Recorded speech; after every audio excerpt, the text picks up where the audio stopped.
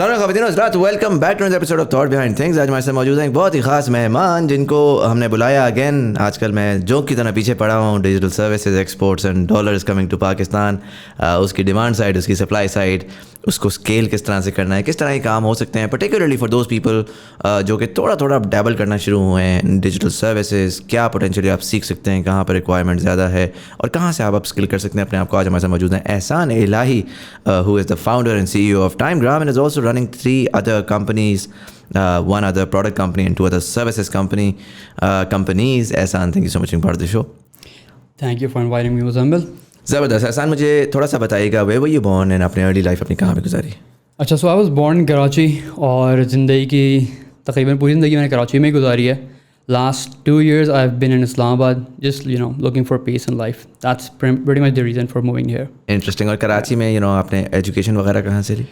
कराची में start of किया था हमने सिटी स्कूल से, आई थिंक क्लास 3 तक। उसके बाद my parents move me to Usman public school. उन्हें लगा कि थोड़ा सा इस्लामिक इन्वायरमेंट होना चाहिए और बस that was the main reason. वहीं से फिर हमने स्कूलिंग की एंड टू एंड पूरा फिर आपने वहीं से किया। इस्लामिक स्कूलिंग में क्या मुराद है उसका? वो आपको हिफ्स वगैरह करवाते हैं? नहीं, हिफ्स नहीं करा रहे थे, लेकिन एक ओवरऑल इन्वायरमेंट होता है ना, जिस तरह के लोग हैं, जिस तरह के टीचर्स हैं, जिस तरह की मैनेजमेंट है, एवरीथिंग वो ट्रिकल डाउन इफेक्ट होता है उस पूरी चीज़ का। Right. So that was the main reason for moving me to Usman Public School. And how was that experience? How was Usman Public School? It was good and bad. अच्छा। Because मैं जिस तरह के environment से आया था मुझे एक बहुत बड़ा झटका लगा और क्लास 3-4 तक आपका एक थोड़ा सा एक माइंड सेट हो चुका होता है। But yeah, like I can't complain. Like it was a good experience. Like अब जो वहाँ पे मुझे फैमिली मिली, जो मुझे लोग मिले, दोस्त मिले, I'm still in contact with most of them. Interesting. So, and then graduating from there आपने higher education के लिए क्या किया? परसेंटेज वाला हिसाब होता है, आपको तो पता है। मैट्रिक में दिल्ली कॉलेज की परसेंटेज थी, दिल्ली कॉलेज में चलेगा शराफत से। अच्छा। दिल्ली कॉलेज चले गया, एडमिशन लिया वहाँ पे और उसके बाद बस आपको गवर्नमेंट कॉलेज में जैसा होता है वैसे FSC गवर्नमेंट कॉलेज में जैसा होता है से मुराद मुझे लग रहा है कि हड़तालें और कुछ हड़तालें नहीं, बेसिकली होता है कि एग्जाम जब होते हैं तो आप जाते हैं। अच्छा। बट बाकी 2 साल आप बैठ के गेमिंग जोन में गुजारते हैं। अच्छा। That is what I did at least. And I know most of my batchmates did more or less the same thing. तो where do you study then? अगर आपने सारा का सारा टाइम यार कोचिंग सेंटर, तो वो होता है बना हुआ आपने करना ही करना है। बहुत ही बस वो ही करना है। और वहाँ पे आप फिर पढ़ने जा रहे हैं, वहाँ पे आपको है कि यार अच्छा आप सुबह तो स्कूल तो जा नहीं रहे तो कोचिंग में पढ़ लें, वहाँ भी नहीं पढ़ना। अच्छा, मेरा कभी भी इस तरह का सीन नहीं रहा कि बहुत पढ़ने में शौक़ हो, जैसे बहुत सारे खैर लोगों का होता है। लेकिन हमारे साथ तक था कि कोचिंग सेंटर में हम जाते थे, एडमिशन अटेंडेंस लगाते थे और फिर हम फरार हो जाते थे और फिर हम गेमिंग जोन में दिन गुजारते थे। इंटरेस्टिंग। तो या दिन और रात वहाँ गुजरता था। इंटरेस्टिंग। तो वहाँ से once you graduated university, what about that? अच्छा, तो सीन ये है कि I have been always a book worm, right. तो लाइक कहीं भी दावत में जा रहे हैं, मेरे हाथ में एक बुक है, पूरे ख़ानदान को पता है, एहसान को तो हाथ में बुक लेके जाएगा कहीं ना कहीं, राइट। मुझे पता था भाई इंग्लिश अच्छी बोलूँगा, अच्छी लिखूँगा मेनली प्राइमरली, राइट। तो इसी वजह से अम्मा अब्बा ने कहा, हमारे अम्मा अब्बा का ख्वाब था कि बच्चा जो है ना IBA जाएगा। अच्छा। हमारे मामू ने IBA की अटैम्प्ट की, बहन ने की, तो एहसान तो IBA जाएगा। हम चले गए IBA, हमने टेस्ट दिया और बड़ी इजीली क्लियर हो गया। मुझे तो बड़ा मज़ा आया और टेस्ट में, like it was very enjoyable. It was pretty basic English के हिसाब से। तो मतलब इस तरह होता है कि आपको एंड में कट ऑफ्स बताते हैं ना कि किस चीज़ में आप कितने थे। तो मैथ्स का मिनिमम कट ऑफ था 33, इंग्लिश का मिनिमम कट ऑफ भी 33 था, सेम नंबर ऑफ क्वेश्चंस। मेरा स्कोर मैथ्स में 33 था और मेरा इंग्लिश में 126 था। 120 अकॉर्डिंग टू IBA मैनेजमेंट। तो कितना टोटल कितने में से 33 कट ऑफ था? टोटल 140 थे शायद। इंटरेस्टिंग। नेगेटिव मार्किंग वगैरह सारी होती हैं उसमें इस तरह। इंटरेस्टिंग। तो या according to IBA that was the highest score in that batch. Interesting. But you didn't go there. I started there, so I've been to 4 universities. अच्छा। और मैं अभी तक बैचलर्स ही किया 4 यूनिवर्सिटीज जाके। तो या IBA में मैंने शुरू किया। अच्छा, आपको मैंने पास हिस्ट्री बताई है। हमने कॉलेज के 2 साल सुबह शाम हमने गेमिंग जोन में गुजारे। पढ़ने वढ़ने का आइडिया नहीं। IBA जाके एक्चुअली पढ़ना होता है, हमें नहीं पता था, हमें किसी ने बताया नहीं, पढ़ना पड़ेगा आप जाके। तो IBA में गए, पहले सेमेस्टर के आखिर में मेरी 2.0 GPA रिक्वायर्ड होती है। माई GPA वॉज 1.93। इंटरेस्टिंग। तो IBA ने कहा बेटा घर जाओ। अच्छा, पहले समय कोई वो नहीं होता कि आपको कोई क्या कहलाती है? वो होता है, उसका मार्क 2.2 है। अच्छा, 2.2 से नीचे है तो you're done। 2.2 से नीचे अगर आपकी है और 2 के बीच में है तो you receive a warning and you have to like fix it in the next semester। 2 से नीचे है तो you're gone immediately। And what program was that? BBA? BBA। So पहले साल में you're done from IBA and now you're back home। फ़ायदा नहीं कहूँगा, अभी खैर हमारे माशरे में बना हुआ है कि साल ज़ाया हो जाता है, लेकिन आई ग्रेजुएटेड प्रीटी यंग, तो मैं बहुत छोटा था अपनी क्लास, सबसे छोटा actually, I wasn't even 18 by that time. अच्छा, या मेरा मैट्रिक 15 साल की उम्र में हो गया था, अल्लाह का शुक्र है। तो खैर उसके बाद हमने सोचा कि अब खुद करना पड़ेगा कुछ। तो यार कंप्यूटर में मज़ा तो आता है, बैठ के कंप्यूटर के सामने गेम खेलते हैं, थोड़ी एक्सपेरिमेंटेशन करते हैं, इंटरनेट भी थी, सब कुछ था, काम करते हैं, कंप्यूटर साइंस कर लेते हैं। अच्छा, ड्यू टू इंग्लिश में जो मेरी प्रोग्रेस थी, एडमिशन कहीं भी मिल जाता, कोई टेंशन नहीं थी। हम लोग फास्ट जाएंगे, हम गए फास्ट, एडमिशन तो मिल गया, फास्ट गए। फास्ट में ही वही मसला हुआ, पता है यार पढ़ना तो बहुत पढ़ा है, तो हो ही नहीं रहा हमसे, हम तो की नहीं ज़िंदगी। कौन से साल में? This was back in 2008 I think. अच्छा, हाँ, इंटरेस्टिंग। या तो फास्ट में उससे भी ज़्यादा पढ़ना था एक्चुअली, IPS से ज़्यादा। तो फास्ट में खैर हुआ ये कि हमने लोग अच्छे मिले, शुरू किया, फर्स्ट सेमेस्टर हुआ, GPA के इशूज़ शुरू से ही आ गए ना। सेकेंड सेमेस्टर में पहुँचे तो पहले सेमेस्टर के कुछ कोर्सेज फेल हो गए, तो मुझे वार्निंग वहाँ पे लग गई। बट ऐसे होते होते मैंने फास्ट में तकरीबन 3 साल निकाल लिए ऐसे। अच्छा, मुझे 3 पता साल करना तो निकाल यही, अब क्या करें। फास्ट कराची में, तो इसका मतलब है कि मैंने और आपने एक जगह पर एक टाइम पे किया होगा, because August 2010 I was in FAST Karachi for a month and at some point हम साथ होंगे। इंटरेस्टिंग। 3 साल आपने निकाले हैं फास्ट में? 3 साल मैंने फास्ट में निकाले हैं, लेकिन जो बेसिक प्रोग्रामिंग के कोर्सेज होते हैं ना, मुझसे वो नहीं हो रहे थे, बाकी सब हो रहा था। प्रोग्रामिंग हम चीज़ें सोच के आते, प्रोग्रामिंग करेंगे, प्रोग्रामिंग नहीं हो रही भाई हमसे। खैर फिर पता चला अच्छा ये भी नहीं कर सकते हम। उसके बाद जो पीरियड गुजरा है ना, वो बड़ा टमल्टस किस्म का था।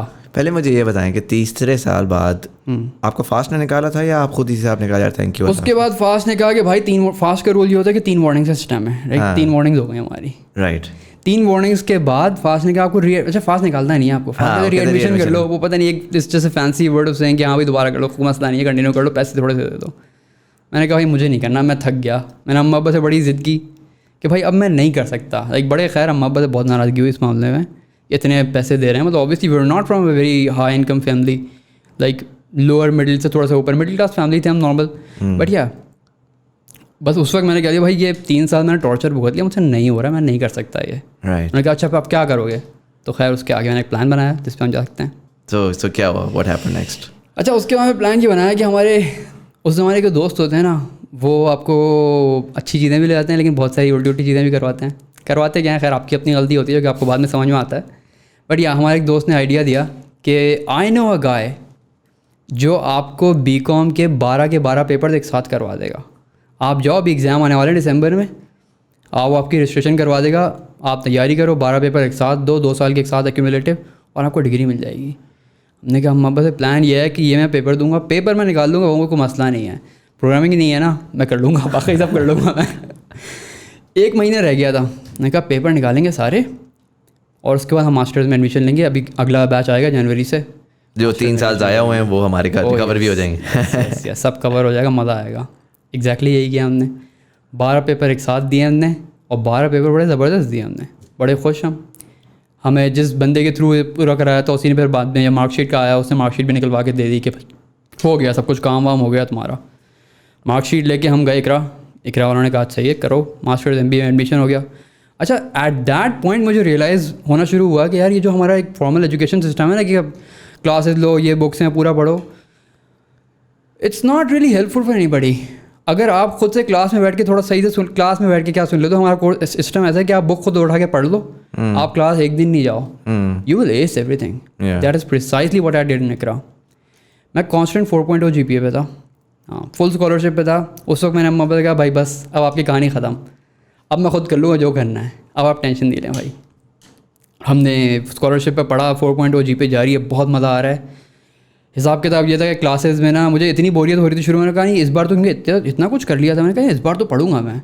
बट मैंने पढ़ना, क्लासेस में जाना शुरू किया, बस कुछ करने कोई नहीं कुछ, मतलब ऐसी कोई इट्स जस्ट लाइक मुझे इंस्ट्रक्टर वही बता रहा है जो मेरी बुक्स में लिखा हुआ है, मतलब वो क्या करूँगा मैं, वही कोई इंसाइट थोड़ी मिल रही।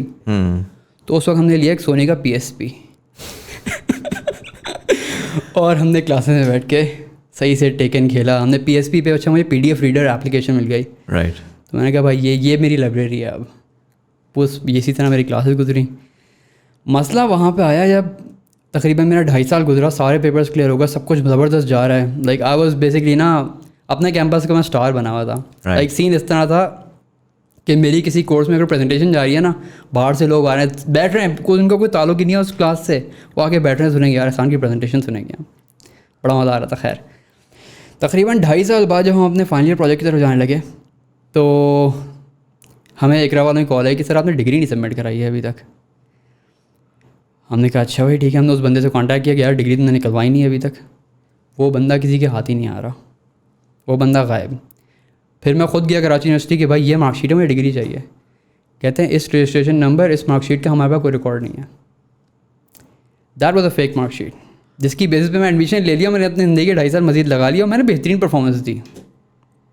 तो आपने जाके जो एग्जाम्स दिए वो सारा चूना लगा हुआ था बेसिकली, उसने सिर्फ आपको एक फोटोशॉप का एग्जाम एक्चुअल थे वो, लेकिन मेरी बैकएंड पे कोई रजिस्ट्रेशन नहीं थी।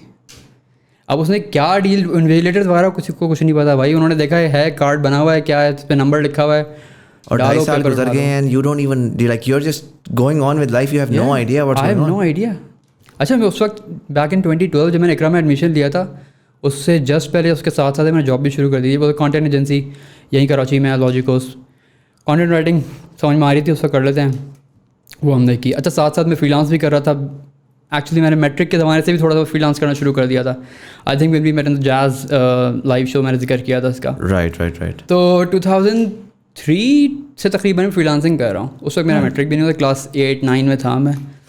सीन कुछ इस तरह हुआ, लाइक थोड़ा सा हम स्टेप बैक ले रहे हैं, कन्वर्सेशन डीरेल हो गई है हमारी काफ़ी हद तक, बट बड़ा इंटरेस्टिंग वहाँ पे सीन ये हुआ कि फॉरम्स का ज़माना था उस ज़माने। ऑर्किड होता था, फेसबुक तो था भी नहीं वहाँ पे। वॉरियर फॉरम के नाम से एक जगह होती थी, वहाँ पे लोग basically it was a forum for people who wanted to make money online. पाकिस्तानियों को कुछ समझ नहीं थी उसकी। हम मेरे ख्याल है पाकिस्तान में बिल्कुल नया वो चीज़ आई थी, हमने घुसे उसमें चीज़ें पढ़ना शुरू की कि भाई अच्छा हर एक online money making e books बेच रहा है, हमें भी पसंद आया भाई, हमें भी पसंद, मज़ा आएगा। हमने निकाली ROI क्या होगा, मैं खाला से लूँगा $50, मैं ये ई बुक पे ख़रीदूँगा और इस ई बुक की बुनियाद पे मैं $4000 कमा लूँगा। तो बच्चे का दिमाग तो इसी तरह चल रहा है, लेकिन हुआ कुछ ऐसा नहीं। लेकिन स्टिल वो ई बुक हमने खाला से ही पैसे लिए, वो ई बुक ख़रीदी हमने, और इस ई बुक पे हमने थोड़ी सी अपना एक ट्विस्ट लगाया। वो ई बुक ये कहती थी कि आप आर्टिकल्स लिखें और इस तरह की बहुत सारी वेबसाइट्स हैं वहाँ सबमिट करें और आपको पैसे मिलेंगे। वो बात बिल्कुल सही थी। मसला ये था कि आर्टिकल्स आप लिखें और जब आप सबमिट करा दो आपको पैसे बहुत कम मिलते हैं, जितना वो बता रहे उतने नहीं मिलते। For me that was a giant amount of money. वो मुझे $2 दे रहे थे एक आर्टिकल के। आप इमेजिन कर सकते हैं कितनी चॉकलेट्स कितनी टॉफ़ी ले सकता था मैं उतने में। मैंने एग्जैक्टली यही किया उस पैसे का। जो हम जाते हैं ना दुकान में आके यार ये चॉकलेट कभी लूँगा, हमने वो वाला सारी चॉकलेट्स ली, हमारा शौक पूरा हो गया। तो ये अर्ली 2000s की बात है, ये अर्ली 2000s की बात है। एंड सो उस टाइम के ऊपर how were you moving the money, because उस टाइम के ऊपर तो ये यू नो ऑल दीज खाला का पेपल अकाउंट, अच्छा उधर से बारी सारा हो रहा था, वही चल रहा था पूरा, एक लोकलाइज्ड हुंडी सिस्टम चल रहा था। हाँ। अच्छा नहीं पैसे तो मतलब वो अम्मा के थ्रू थोड़े पैसे निकल आए, वरना मैं खर्च कर रहा था उल्टी सीधी चीज़ों पे, ऑनलाइन ही कुछ और ख़रीद लिया इसी तरह। इसी तरह के हमने थोड़ा सा एक और शुरू किया। हमने देखा यार ऑनलाइन मनी मेकिंग प्रोडक्ट्स का तो बहुत बड़ी मार्केट है। राइट। अच्छा मैं हूँ उस वक्त 12 साल का, राइट। आइडिया मुझे ये आया कि यार अगर ये मनी मेकिंग प्रोडक्ट बहुत सारे कहीं से मिल जाएँ और हम एक सब्सक्रिप्शन साइट बनाएं जहाँ पे हम ये लोगों को कहें यार $7 की आपकी वीकली सब्सक्रिप्शन है और आप सब्सक्राइब करो and you have unlimited access to these books which cost $50 to $100 each, right. मुझे एक चाइनीज़ बंदा मेरा वॉरियर फॉरम पे ही, उसने कहा मेरे पास बहुत सारी मैंने स्क्रैपिंग की है, मुझे नहीं पता स्क्रैपिंग का क्या मतलब होता है, लेकिन अल्टीमेटली मुझे समझ में आया उसका बहुत सारे कलेक्शन है बुक्स का। हमने बुक्स पकड़ ली और हमने एक वर्डप्रेस की वेबसाइट बनाई बेसिक सी, उसी ने हेल्प की। मैंने बेसिकली कंटेंट वगैरह का सारा काम किया, सेटअप किया and we started subscription website. हमने उसमें सही पैसे कमाए भाई। बैक इन 2003-2004 हमने $1,500-2,000 तो कमा लिए थे within the first month. अच्छा। और उसमें अगेन सो उस टाइम के ऊपर this is a very different time, right. So paywall कैसे डाली हुई है, क्या हो रहा है कि पेपैल अकाउंट में ट्रांसफर करो, स्क्रीनशॉट ईमेल करो और फिर उसके साथ एक्सेस। पेपैल उस वक्त भी देता था, ये जो चेकआउट वाली चीज़ है पेपैल उस ज़माने भी देता था ये। तो real time checkout, real time access हो रहा था। गोरा बेसिकली अपना क्रेडिट कार्ड डाल के वो करके निकल रहा था। एग्जैक्टली। इंटरेस्टिंग। बस 1 महीने में हमने कमा लिया और उस 1 महीने के एंड में हम बैन हो गए हर जगह से। iCan ने हमारा डोमेन बैन कर दिया, पेपैल ने हमारा अकाउंट बैन कर दिया जो कि खाला का अकाउंट था। अच्छा वो भी बैन हो गया। तो वहाँ पे वो चैप्टर हमें क्लोज करना पड़ा। Interesting. Okay, so coming back to 2012-13 जब आपका MBA is crumbling down now suddenly, and what was that feeling, because life में बंदा कहता है यार कि मेरे साथ क्यों हो रहा है, लाइक ये यार बड़ा डार्क पीरियड था वो जिंदगी में ऑनेस्टली। मतलब उसके बाद like I pretty much spiralled into like severe depression. अच्छा, डिप्रेशन ऐसा नहीं होता कि वो खास रीजंस की वजह से हो रहा होता है। It could be a variety of things that you can not even pin point. This was just one of those things, right.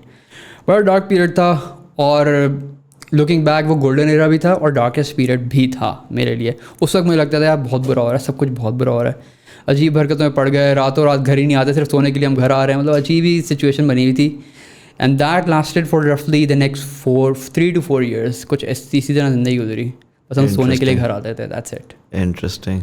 या वाकई बस हम There must have been quite something for your family as well कि यार ये जो है, क्योंकि जब देख रहे होते हैं चेंज होते हुए, अब उनको भी पता है कि यार बेचारे, अब वो आपको ब्लेम करें वो भी नहीं कर सकते। एक अजीब सी सिचुएशन क्रिएट हो जाती है ना इन पाकिस्तानी हाउसहोल्ड। ये जो पूरी सिचुएशन हुई थी ना कि ये हुआ है डिग्री का, ये मेरी अपनी फैमिली किसी को नहीं पता थी ये बात। अच्छा। Like nobody knew. My family found out about this in like 2018, 2019. When things had settled down and you'd come and you'd be like, यार मैंने काम कर लिया है, लेकिन by the way ये भी हुआ था। Yes, by the way, exactly यही हुआ है, by the way ये भी हुआ था। अगर आप अपनी पैसिव इनकम के बारे में परेशान है, खासकर आजकल की इकोनॉमी में जहां पर ऑलरेडी कैश कंटिन्यूअसली बर्न हो रहा है और इन्फ्लेशन हमें मार रही है, तो I am proud to announce that this video is in partnership with Sarmaya financials. They are offering 2 very cool trainings, capital market fundamentals, जिसमें आप स्टॉक्स और म्यूचुअल फंड्स में इन्वेस्ट करना सीखेंगे और अंडरस्टैंड करेंगे कि आखिर एक कंपनी के अंदर क्या ऐसे फंडामेंटल्स होते हैं जिनको आपने देखना होता है टू फिगर आउट कि वो एक अच्छी कंपनी है टू इन्वेस्ट इन। और दूसरी ट्रेनिंग है टेक्निकल एनालिसिस मास्टर क्लास, जिसमें आप सीखेंगे कि किस तरीके से हम different tradable assets like commodities, forex, stocks, crypto के अंदर थोड़े से पैसे लगाकर बहुत ज्यादा पैसे बना सकते हैं। पर्सनली ये ट्रेनिंग मैंने भी ली है and it's absolutely phenomenal. The link to the trainings are in the description below. Check them out and become financially healthy. And now back to the podcast.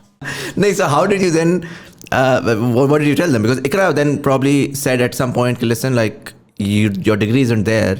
उसमें क्या आपने कुछ सोचा हैक्स कि यार अच्छा डिग्री भी फेक कर लेते हैं, अब ये यहाँ तक पहुँच गए? नहीं, मैंने कहा भाई अब हम फंस गए, इस वाले रास्ते हम आगे नहीं जाएंगे। अच्छा। इतनी अकल उस वक्त तक आ गई थी। ठीक है। इस वाले रास्ते पे आगे नहीं आएंगे। Did you talk to them कि यार ये मेरे साथ ये हुआ है, कोई अगर रास्ता निकाल सकते हैं तो बताएं? नहीं, मैंने उनको बिल्कुल कोई बात नहीं, बिकॉज मैं डर गया था। अब मुझे लोगों को बता रहा हूँ, तो दोस्तों बता रहा हूँ, वो लोग कह रहे हैं भाई तुम्हारा अखबार में नाम छपेगा, ये होगा। मैं तो डर गया, सहम गया बिल्कुल भाई, अब तो किसी को नहीं पता चलना है ये। तो आप बस खामोशी से गायब हो गए? खामोशी से गायब हो गया। अच्छा, इंसिडेंटली व्हाट हैपेंड, बड़ी एक स्ट्रेंज ट्विस्ट ऑफ सिनेरियोस, पूरी सिचुएशन इस तरह हुई कि मेरा हुआ बड़ा ज़बरदस्त किस्म का बाइक का एक्सीडेंट। अच्छा। ये जब इकरा वाली पूरी कहानी हो रही थी ना, उससे जस्ट पहले like a week prior to that, I broke my collar bone, I cracked my skull, I like बहुत सारी चीज़ें टूटी। सर कोई पीसी के पास गया कि इकट्ठा जो है लाइफ में बहुत everything that can go wrong is going wrong at the same time. Exactly, वो पूरा फुल मर्फीज लॉ वाला चल रहा था ना यहाँ पे। But yeah things like really went to shit वहाँ पे। तो खैर, अब ये मैं बिस्तर में पड़ा हुआ हूँ और मुझे इकरा वालों की कॉल आ रही है कि सर आपकी डिग्री कहाँ है, और उस वक्त मेरी ये सिचुएशन चल रही है, मैं हिल नहीं सकता। This happened while I was bedridden. Oh wow. So yeah interesting. उसके बस उस एक्सीडेंट के बाद मैं वापस इकरा नहीं गया। अच्छा, ये हुआ। अच्छा, घर वालों को क्या बोला कि क्यों नहीं जा रहा? घर वालों को मैंने ये बोला कि भाई मेरे पास और चीज़ें हैं, ये मेरा काम इतना हो गया है, जॉब इस तरह चली। एंड अच्छा, professionally I was doing very well उस वक्त तक। ओके। जो मेरे डार्क आवर्स और जो मैं हरकतें कर रहा था वो सब ऑफिस के बाहर थी। राइट। ऑफिस में मैं बेहतरीन परफॉर्मेंस थी मेरी, लाइक कंटेंट राइटिंग से शुरू किया, 6 महीने में एडिटिंग पे आ गया, फिर मैनेजमेंट पोजीशन मिल गई, ये सारी चीज़ें हमने कर ली वहाँ पे। I was like doing very well वहाँ पे। राइट। सो कन्विंसिंग उस तरह से जब when you have the pay check coming, तो फैमिली को बंदा थोड़ा सा एक मैं फैमिली को सपोर्ट भी कर रहा हूँ, मैं कोई पैसे नहीं ले रहा, सारी चीज़ें हो रही हैं ना। तो वहाँ पे फिर अब वो कन्विंसिंग इतनी प्रॉब्लम होती नहीं है कि यार ठीक है, I know what I am doing, I will figure it out. And so आपने इकरा छोड़ दिया, you went back to your professional journey and you kept on working there for how long? I think Logicose को मैंने छोड़ दिया था, साथ साथ मेरी फ्रीलांसिंग चल रही थी। लॉजिकोस मैंने 2016 में छोड़ा, उसके बाद मुझे एक बहुत बड़ी अपॉर्चुनिटी मिली। I went to the software company called Astera. ठीक है। एस्टेरा में एंटरप्राइज सॉफ्टवेयर है, एक बिल्कुल नई दुनिया मिली। 2016 में जब मैं लॉजिकोस में था, बिल्कुल एंड था मेरा, वहाँ पर एक दोस्त से बैठ के बात हुई। उसने कहा यार मैं खुश था अपनी ज़िंदगी से, अच्छे पैसे आ रहे हैं, सब कुछ है, इतनी बड़ी टीम मैनेज कर रहा हूँ। उसमें मुझे बैठ के बोला कि यार मुझे ये बताओ कि तुम्हारा स्किल क्या है। मैं कहा यार मतलब ये इतनी बड़ी एजेंसी में इतनी बड़ी टीम रन कर रहा हूँ, यार 20 लोगों की टीम रन करना कोई स्किल थोड़ी है। मतलब it is a skill, but actually आपको बहुत सारी टेक्निकल स्किल वो कुछ नहीं है मेरे पास। तो यार मैं क्या कर रहा हूँ, मैंने 4 साल ज़ाया कर दिया अपनी ज़िंदगी यहाँ पे। फिर मैंने वो स्विच किया। It was a very dangerous switch in the sense कि वहाँ पे मेरी जो लॉजिकोस में मेरी पूरी करियर ट्रेजेक्टरी सेट थी, उन्होंने बहुत रोकने की मुझे कोशिश की। मैंने कहा नहीं यार अब कुछ और सीखना है मुझे. मैं सॉफ्टवेयर मार्केट में गया. I think that was the best decision. And you started from scratch there yeah? I started from scratch. And how do you get in considering के वो डिग्री और ये और वो was the years of experience is what you sold? The years of experience and obviously the quality of my content. Because they hired me as a marketing guy, right? They hired me as a marketing strategist. They didn't hire you as a software engineer or anything of that sort. उन्होंने technical skills तो है ही ना. Programming तो आपको बताया, मैंने कर ही नहीं सकता मैं. तो खैर, लेकिन मुझे फास्ट में 3 साल गुजारने से फ़ायदा ये हुआ कि मुझे समझ में आ गया कि यार ये सारी चीज़ें चलती कैसे हैं. राइट. जो हम बात करते हैं आर्किटेक्चरल लेवल पे चीज़ें कैसे होती हैं, फाउंडेशनल कॉन्सेप्ट्स क्या हैं, एल्गोरिथम्स कैसे काम करें, डाटा स्ट्रक्चर्स क्या हैं, ये चीज़ मुझे समझ में आ गई. राइट. उसका मैंने बड़ा फ़ायदा उठाया जब मैं एस्टेरा में आया और जब मुझे टेक्निकल कंटेंट प्रोड्यूस करना था और उस कंटेंट से मुझे लीड्स लानी थी, रेवेन्यू लाना था. वो बड़ी हेल्पफुल चीज़ थी. एस्टेरा में तकरीबन 1 साल गुजारा. उसके बाद मुझे खैर इन्वायरमेंट समझ में नहीं आया. बहुत पॉलिटिकल सिचुएशन, ये वो मतलब बहुत पॉलिटिक्स थी खैर उसमें, विच वॉज वियर्ड कंसिडरिंग के एस्टेरा जब Pakistan, Astera is US based company based in southern California. खैर पाकिस्तान में ऑफिस स्टार्ट किया. 5 लोगों का ऑफिस था, मैं 5वां बंदा था. लाइक ऑल द 5th था. Right now they have over 150 people in Karachi. खैर नहीं मतलब बात नहीं बनी वहाँ पे. I left. I join this company call Vidizmo. साथ साथ मेरी फ्रीलांसिंग थोड़ी सी और बेहतर हो गई ये चीज़ें वहाँ पे. बाय दिस टाइम आप जो है वो फाइवर एंड अपवर्क वगैरह आना शुरू हो गया. Upwork right. अच्छा अपवर्क पे बहुत बेसिक था. जो वॉरियर फोरम के पिछले उस ज़माने के लोग थे ना, I reached out to them again and start working with them. उनके साथ मेरी थोड़ी सी रिलेशनशिप बिल्ड हुई. बाकी ख़ानदान में किसी को कुछ चाहिए, लाइक मैं प्रोवाइड कर रहा हूँ सर्विसेज. वहाँ से एक अच्छी चीज़ मुझे समझ में आ गई थी यार ये एक एवेन्यू है. अपवर्क पे इतना ख़ास नहीं था उस वक्त. राइट. बट या विडिज्मो गया, वहाँ पे मैंने जॉब शुरू की. वेरी सीनियर रोल, बहुत ही प्रोमिसेस आए. CEO साहब अमेरिका से आए हैं, पर्सनल मीटिंग कर रहे हैं, CTO मीटिंग कर रहा है, सब लाइक पूरा C-suite मुझसे अलग अलग बैठ के 2-2 घंटे बातें कर रहे हैं. This was how my hiring process went. Right. बहुत इम्प्रेसिव. मैंने वहाँ पे 2 हफ्ते गुजारे हैं और उसके मैंने कहा भाई ये नहीं हो सकता मुझसे. अच्छा. 2 हफ्ते के बाद 2 हफ्ते क्या खैर मुझे हायरिंग के शायद तीसरे 4थे दिन अंदाज़ा हो गया था कि मैंने गलती कर दी है बहुत बड़ी. Why do you think that was? So you know this what we call Sethia culture. वो डेफिनेशन थी सेठिया कल्चर की वजह का. अच्छा. The CEO is running $1 million company, right? और वो बातें ऐसी करता है कि यार हमारे पास पैसे नहीं है, हम तो अंदर फटी हुई बनियान पहन के घूम रहे हैं और तुम लोग इस तरह की हरकतें कर रहे हो. This is a guy who is running a multi-million-dollar business. US में इनकॉर्पोरेट हुए हुए. You have like a lot of people in the US. Karachi में इतना बड़ा ऑफिस है, सब कुछ है, लेकिन काम करने का तरीका है ना वो सोच जो है वो $1 million खत्म हो गया है मेरा. सुख ज़िंदगी में था ही नहीं. मैं 12 बजे ऑफिस, उन्होंने कहा 12 to 9 की आपकी शिफ्ट है. अगर मैं रात को 11 बजे भी ऑफिस से उठ जाऊँ और कुछ चीज़ पेंडिंग हो, कहते हैं ऑफिस से क्यों उठे तुम अभी. रात के 4 बजे मैसेज आएगा, मैंने जवाब नहीं दिया तो कहेंगे क्या हो गया भाई, काम नहीं करना तुम्हें, सीरियस नहीं हो, भूखे नहीं हो तुम पैसे के लिए क्या. That was the phrase he used. Right. But या 2 हफ्ते 3 हफ्ते मैंने गुजारे, उसके बाद आई लेफ्ट. मैंने ये नहीं कर सकता. अच्छा note that at that time मेरी शादी हो चुकी थी. I got married in 2016. मेरी बेटी हुई थी. My daughter was 3-4 months old by that at that time. लेकिन my wife really supported me in this decision. मैंने कहा भाई आपको लग रहा है नहीं हो सकता, कुछ और कर लेंगे, वाई नॉट करते हैं. Let's see what happens. What's the worst that can happen, right. घर है यहाँ पे, रह लेंगे, खैर कोई कुछ ना कुछ मैनेज कर लेंगे. I left Vidizmo. I focus किया, फ्रीलांस मेरा चल रहा था. Let's really fix this thing and get the shit running, right. मैं गया अपवर्क पे भी उस वक्त मेरी कोई $50-60 की अर्निंग थी. कुछ ख़ास काम किया नहीं था मैंने अपवर्क पे उस वक्त तक. अपवर्क पे $10 के मैंने आर्टिकल्स लिखे, $1000 के आर्टिकल्स. पिछली और कंपनीज़ के लिए थोड़ा सा और फ्रीलांस का काम चल रहा था मेरा. इनकम थी, इतनी इनकम थी कि जितना मैं जॉब से कमा रहा था उतनी ही थी. तो लाइक ऐसा कोई ज़िंदगी में मसला नहीं था. फिर मुझे वहाँ पे अपवर्क पे क्लाइंट टकराया जिसने कहा कि यार मेरी डाटा क्वालिटी सॉफ्टवेयर कंपनी है और I want you as a content strategist. उसने कहा कि मैं चाह रहा हूँ कि तुम अपवर्क पे काम करो लेकिन you treat this as a job, right, rather than एक हमारी आवरली गिग हो. कहा अच्छा ठीक है, क्या मतलब क्या पेमेंट स्ट्रक्चर को बताओ कितने पैसे लोगे. मैंने सोचा यार एक कंटेंट स्ट्रैटेजिस्ट है, अगर अमेरिका में बैठा होता और ये अमेरिकी बंदा है, अगर अमेरिका में बैठा होता $4-5 हज़ार तो ले रहा होता महीने के, मरे से मरा भी. तो यार पैसे आ रहे हैं, अगर मैं शॉर्ट ले लूँ और अगर मैं बोल दूँगा $4,000 महीना के लूँगा तो क्या होगा. What's the worst that can happen, right. I did exactly that and he agreed to my surprise. अच्छा. $10 से $4,000 में सीधा. Yes. वहाँ से सही मेरी एक जर्नी जो है किक स्टार्ट हुई है ना. That was the point, that was a defining moment. और वो क्लाइंट US का ही था. वो क्लाइंट US का था. The company was based in Connecticut. And that's a long term client जो कि फिर continue long term client, I still work with the guy on different projects. Very हमारी बहुत अच्छी कोलैबोरेशन है. बेसिकली हमारी दोस्ती हो गई. जिस कंपनी वो जाता है, जिस कंपनी को एक्वायर करता है, मुझे बुला लेता है. वो काम यार यहाँ भी काम करो, यहाँ टीम सेटअप करनी है. इंटरेस्टिंग. कंटेंट स्ट्रेटजिस्ट के तौर पे शुरू किया. By the end of the first year मैं अपने रिजल्ट्स की बुनियाद पे, अच्छा ये मेरा गेम होता है ना, land and expand. Right. Sales मेरी अच्छी खासी स्ट्रॉन्ग है. लैंड किया एज अ कंटेंट स्ट्रेटजिस्ट, मैंने रिजल्ट्स ड्राइव किए. मई साल के आखिर मैंने कहा भाई देखो ये रिजल्ट्स मैं ड्राइव कर चुका हूँ, अगर आप मुझे टीम बिल्ड करने दो, मुझे ये रिसोर्सेज प्रोवाइड करो, तो मैं ही आपको ये रिजल्ट्स दूंगा with the next 12 to 24 months. And he agreed, क्योंकि अच्छा एक्सपीरियंस रहा था.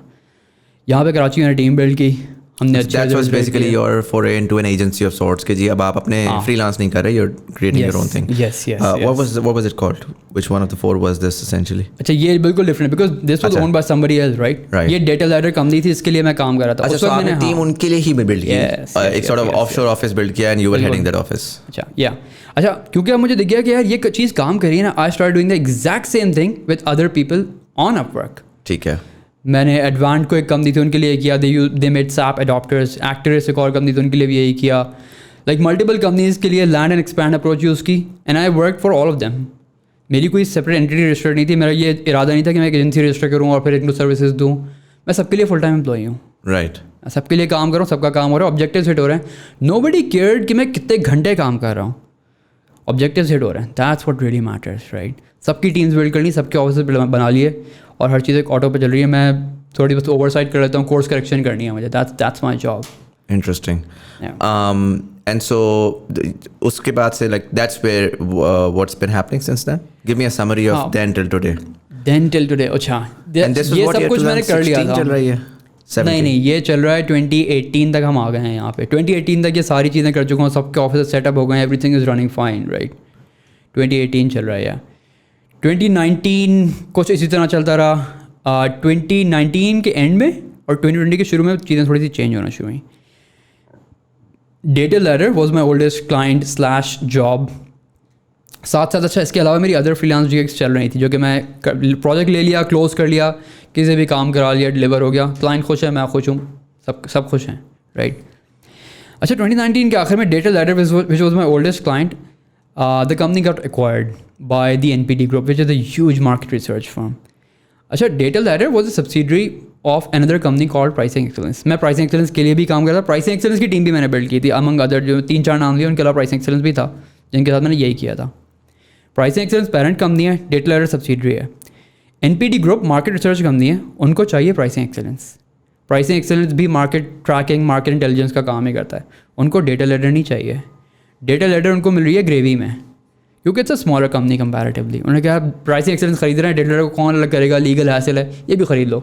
NPD group is huge, $1 billion company है, कोई मसला नहीं है, उनको इसको भी चला लेंगे. एक्विजिशन हुआ, बड़ा मज़ा आया, बोनसेस मिले, लाइक लेफ्ट राइट सेंटर लोगों को $10,000 बट रहे हैं, लाइक ये वाला लेवल था ना, बड़ा मज़ा आया, वो बड़ा मज़ेदार टाइम था. हुआ ये कि साल भर बाद, 1.5 साल बाद हमें अंदाज़ा हुआ कि डेटा लैडर में कोई इंटरेस्ट ही नहीं है इनका. लूज नहीं, आया ही नहीं इंटरेस्ट. वी वर लाइक वो एक सोतेला बच्चा होता है ना, we were that. Data ladder हमेशा से वही था. प्राइसिंग मेरी पर्सनल, मुझे इतना फ़र्क नहीं पड़ा था, मैं दोनों साइड पर इन्वॉल्व हूँ. मेरी टीम को बहुत फ़र्क पड़ रहा है. डेटा लैडर को हमारी पूरी डेवलपमेंट रिसोर्सेज शिफ्ट हो गए, हमारे पास कोई नहीं है, हमारे प्रोडक्ट पे ग्रोथ ही नहीं हो रही. हमारे कॉम्पिटिटर्स कहाँ से कहाँ निकल गया, हमारे प्रोडक्ट को किसी ने 2 साल से छुआ ही नहीं है. हमारे रेवेन्यूज़ फॉल हो रहे हैं, फिर हमें कोई आके पूछता है रेवेन्यूज़ क्यों फॉल हो रहे हैं, हम कहते हैं भाई प्रोडक्ट पे आपने काम ही नहीं किया, हमारे पे एक डेवलपर नहीं है, आप कैसे चला रहे हो कंपनी. अच्छा ये मज़ेदार चीज़ है वैसे. इससे मुझे आइडिया आया कि मुझे आगे क्या करना है. एंटरप्राइज सॉफ्टवेयर कंपनीज का सीन ये है कि आपने प्रोडक्ट बना लिया, it's a well build product, आपके कस्टमर्स हैं, now you sell that product. आपकी कोई कॉस्ट नहीं है, आपकी कोई मेंटेनेंस कॉस्ट नहीं है. आपने लाइसेंस बेच दिया ना, कस्टमर आपको हर साल पे करेगा, आपकी अपफ्रंट कॉस्ट नहीं है. अगर आप एंटरप्राइज सॉफ्टवेयर में टिपिकली प्राइस पॉइंट $10,000 अबव ही होता है. $10,000 का आपने एक लाइसेंस बेच दिया, आपका $1 नहीं आ रहा जेब से. आप वो अगर लाइसेंस $2 का ही बेचते हो ना, आप फिर भी $2 प्रॉफिट में ही हो. खैर वो सेल्स मार्केटिंग वगैरह आप हटा दो, तो इस तरह कह रहा हूँ मैं. अच्छा तो NPD ग्रुप वालों ने यही चीज़ सोची कि यार हम अगर सारी डेवलपमेंट रोक देते हैं, इनके पास क्लाइंट्स हैं, इनके पास नई लीड्स आ रही है, हमारा कन्वर्जन रेट गिर गया, क्लोजिंग रेशियो हमारा गिर गया, क्योंकि डेवलपमेंट में कोई काम नहीं हो रहा और कॉम्पिटिटर्स बहुत आगे निकल गए हैं. लेकिन पैसे तो आ रहे हैं, फिर जितना निचोड़ सकते हैं उतना निचोड़ेंगे. हाँ लाइक हम लाइक कैश का है, इसको मिल करो, सही से मिल करो. अच्छा लेकिन यहाँ से मेरे जहन में एक बड़ा आइडिया चल रहा था कि यार ऐसा अगर हम प्रोडक्ट बनाते हैं जिसको हमने एक बार बना लिया और वो स्टेबलाइज हो जाता है, स्केल हमने कर लिया, सारी चीज़ें सही हो जाती हैं, तो यार आप उस पर बहुत कम काम करो, नए फीचर्स पे काम नहीं भी कर रहे, it's giving you a lot of money. आप साल में नहीं 50 डील्स क्लोज करते हो, आपका बेहतरीन रेवेन्यू है। आप महीने की 3-4 डील्स क्लोज करते हो, आपका बेहतरीन रेवेन्यू है।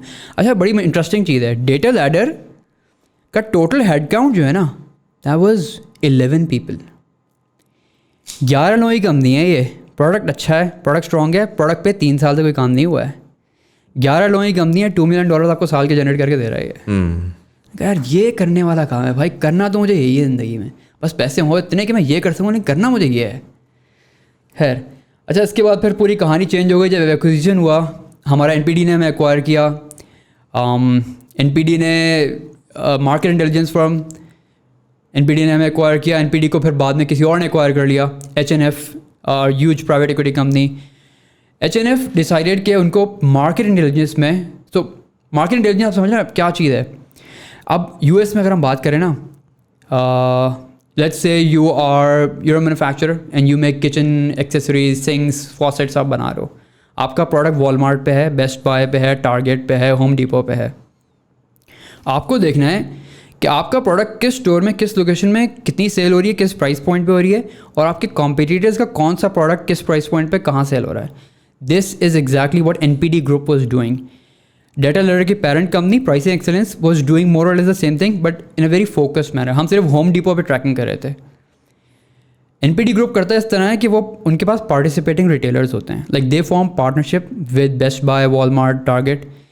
वॉलमार्ट इनको डाटा देता है कि यार हमारे पास से क्या ख़रीदारी हो रही है, and they give Walmart data कि यार बाकी स्टोर्स में क्या ख़रीदारी हो रही है, ताकि आप अपनी चीज़ें सही कर सको और अपनी सेल्स बेहतर कर सको। They call this cooperating retailers, right. मसला ये था कि होम डिपो का एक प्रिंसिपल है। होम डिपो कहता है कि हम कभी भी इस तरह की डील के लिए साइन अप नहीं करेंगे, अपना data we will never be, हाँ, कस्टमर डेटा को हम वो नहीं करेंगे, हम कभी भी किसी को नहीं देंगे, हम कभी भी किसी के कोऑपरेटिंग रिटेलर नहीं होंगे। प्राइसिंग एक्सेलेंस इस मामले को टारगेट कर रहा था और वो कहता था कि हम वेब स्क्रैपिंग करेंगे बहुत ही मैसिव लेवल पे, एंटरप्राइज लेवल पे ना, और हम ये होम डिपो के लेवल लाएंगे and our data will be 92% accurate. Interesting, ये एग्जैक्ट गैप था एनपीडी। अच्छा, note that NPD is $1 billion company. NPD ने कहा भाई ये तो हमारा मिसिंग है, यही एक चीज़ मिसिंग है, ये तो उठा लो। प्राइसिंग एक्सेलेंस खरीदा, डेटा भी उनको मिल गया। एनपीडी ग्रुप बहुत अच्छा तरीके से काम कर रहा है। अच्छा, इस मार्केट में प्राइसिंग मार्केट इंटेलिजेंस जो मार्केट है ना, इसमें 3-4 ही बड़े प्लेयर्स हैं। There is NPD group, there is IRI and there is Nielsen, right. HNF is a private equity company. Private equity companies करती हैं कि वो उनका गेम होता है कि मोनोपोली बनाने की तरीके से, राइट। उन्होंने एनपीडी ग्रुप को ख़रीदा, फिर उन्होंने IRI को ख़रीदा और नियल्सन को बहुत पहले ख़रीद चुके थे। अब ये मार्केट हमारी है। अब सामने बेसिक 3 कंपनीज ऑपरेट हो रही हैं, but essentially you know you have the entire piece of the pie. Yeah. Interesting. In your scope, obviously you're still probably working with these clients as well as a vendor. But then you've now created a sort of structure. If I were to ask you, you have the code content and then you have product pilot. And so अगर आप explain कर सकें 4 चीज़ें जो हैं अब इस time पे वो स्ट्रक्चर किस तरह एग्जिस्ट करता है? अच्छा, अभी तक ये स्ट्रक्चर एग्जिस्ट नहीं करता, अभी तक हम यहाँ नहीं पहुँचे हैं। राइट। ये स्ट्रक्चर एग्जिस्ट करता है लेकिन इसके बस हम ऑलमोस्ट इस पॉइंट पे हैं। अभी अब एचएनएफ ने एनपीडी को खरीद लिया ना, एचएनएफ ने डिसाइड किया डेटा लैडर तो हमारे किसी काम की नहीं, हमने क्यों खरीदा था इसको। और हम भी यही उनसे पूछ रहे थे खरीदते भाई क्यों खरीद रहे हो, हमें चल रहे हैं हम सुकून से, सोतेला बच्चा की तरह। फिर हमें ट्रीट किया अगले 2 साल, but ultimately last year October, November they decided to shut us down completely without any notice, and that's how these companies work. क्योंकि आप ले ऑफ्स की न्यूज़ देख रहे होते हैं, हमें कॉल पे लिया और हमें बता दिया भाई आपकी एम्प्लॉयमेंट आज आखिरी दिन है आपका। राइट। बढ़िया, अच्छी चीज़ ये है कि सेवरेंस पे देते हैं हर एक को, हमारी पूरी टीम को। मेरी तो कोशिश है ना, मैंने टीम को बिल्ड किया है, like I want good things for my team. बहुत अच्छी सेवरेंस पे दी सबको, but yeah things ended in a good way. उस वक्त मैंने सोचा कि यार करना क्या है अब। अच्छा, टाइमग्राम में उससे पहले ऑलरेडी शुरू कर चुका था। राइट। जब मैंने देखा कि यार एनपीडी से, डेटा लैडर से, एडवांटको, एक्टर, जितनी भी कंपनीज के साथ मैं काम कर रहा हूँ, I am making good money, right. बीच में at a point I was making $25,000 a month, अपने सारे सब कुछ निकाल के, प्योर प्रॉफिट है ये। राइट। मैंने कहा ये पैसे मुझे अपने लाइफस्टाइल पे कितना खर्च कर लूँगा मैं, अल्टीमेटली मुझे स्केल करना है ना। मैंने सोचा प्रोडक्ट बनाना है भाई। पहले मेरी एजेंसी, तो ये बेसिकली काइंड ऑफ एजेंसी चल रहा था, एजेंसी का नाम नहीं दिया था मैंने इसको, लेकिन I was basically running an agency. उनका प्रोडक्ट बनाता है, प्रोडक्ट बनाएंगे हम। टाइमग्राम हमने इसलिए चूज़ किया कि across all of these years जिस भी कंपनी के साथ मैं काम करता था, वो कहते हैं अपना टाइम ट्रैक करो। अपवर्क, आपको पता है अपवर्क का अपना टाइम ट्रैकर है, शदीद इन्वेसिव है, रैंडम स्क्रीनशॉट्स लेगा। आप कुछ और अपना कर रहे हो, आप काम कर रहे हो, 2 मिनट के लिए आपने अपना बैंक अकाउंट चेक करने के लिए कुछ काम पड़ गया, आपने स्विच की स्क्रीन और उसी का स्क्रीनशॉट ले लिया अपवर्क ने, आपने वो स्क्रीनशॉट डिलीट किया, आपके 10 मिनट गए। आपने 9 मिनट तो काम कर रहे थे ना, और 9 मिनट में ही काम शो करने के लिए आपको उसको दिखाना है कि भाई माउस चल रहा है, कीबोर्ड चल रहा है। यार क्या मजाक है ये, बट खैर यही थी ज़िंदगी, कर रहे थे। बहुत सारे टाइम ट्रैकर्स एग्जिस्ट करते हैं, टाइम डॉक्टर, हबस्टाफ, बहुत बड़ी बड़ी कंपनीज हैं, देर $500 बिलियन डॉलर की वैल्यूएशन पे कंपनीज खड़ी हैं इस वक्त। मसला इन सब में ये है कि देर वेरी वेरी इन्वेसिव। स्क्रीनशॉट्स ले रहे हैं, की स्टॉक ट्रैक कर रहे हैं, आपका वेब कैम ऑन है, आपको पता भी नहीं चल रहा एक्चुअली बहुत सारे केसेस में तो, और रियल टाइम में जो कुछ आप कर रहे हैं वो आपके एम्प्लॉयर को दिख रहा है। हमने कहा यार ये तो है मार्केट यहाँ पे, specially after Covid this market saw huge spike, बहुत बड़ा स्पाइक हुआ है टाइम ट्रैकिंग मार्केट में। हमने कहा यार काम तो हम कर रहे हैं, हमारी अपनी टीम डेटा की मेरी अपनी जो टीम है या एक्टर्स की जो अपनी टीम है, मैं खुद उनसे टाइम ट्रैकर यूज़ करा रहा हूँ क्योंकि मुझे हायर मैनेजमेंट ने बोला हुआ है। Why not build my own tool for my own purposes, And if you're able to create a good product, then we'll expand. Right? Exactly. And that is a very traditional story. यही होता है. Yeah, and I think that's the story of the most successful products. Yes. If you can create a good product for yourself, you can create a good product for your customers. बिल्कुल. Right. कोई नुकसान नहीं है ना यार, कोई नुकसान थोड़ी है, कस्टमर तो बैठा हुआ है, हम खुद कस्टमर हैं. हाँ, interesting. What's the difference then between Timegram and any other product now? हमारा USP है, Timegram is a privacy first time tracker. Timegram will never take screenshots. Timegram will never record your activity in the sense कि keystrokes will never be recorded. And your data will not be sent in real time to your employers. What happens is, let's say you're working on a task, you are working on creating a product roadmap, right? To create that product roadmap, you do a lot of activity. You have like 5 different browser tabs open, you're doing some research, you have Microsoft PowerPoint open, you have some emails, you're browsing through some emails, you have some notepad, you're doing all of those things. Now that activity is being tracked by our desktop engine, but it is not being sent to your employer in real time. So we have this project management tool built in. We have like completely built in, you create projects, you create tasks. At the end of the day, you get a notification, or at the end of 2 days, whenever you want to log your time or an activity, you decide to do that task, to create that product roadmap, I did these 6-7 activities. Right. And you choose those activities, you log it into the task, and that's when the employer sees it. Interesting. उसमें screenshots वगैरह के साथ No. नहीं जाता. Just plain activity कि आपने कितना time spend किया इस चीज़ पे, और हमने बहुत ही lenient rule. We have a customizable rules engine. You can be as strict as you want and you can be as lenient as you want. Organization level पे जो भी client है वो खुद decide करता है. Right.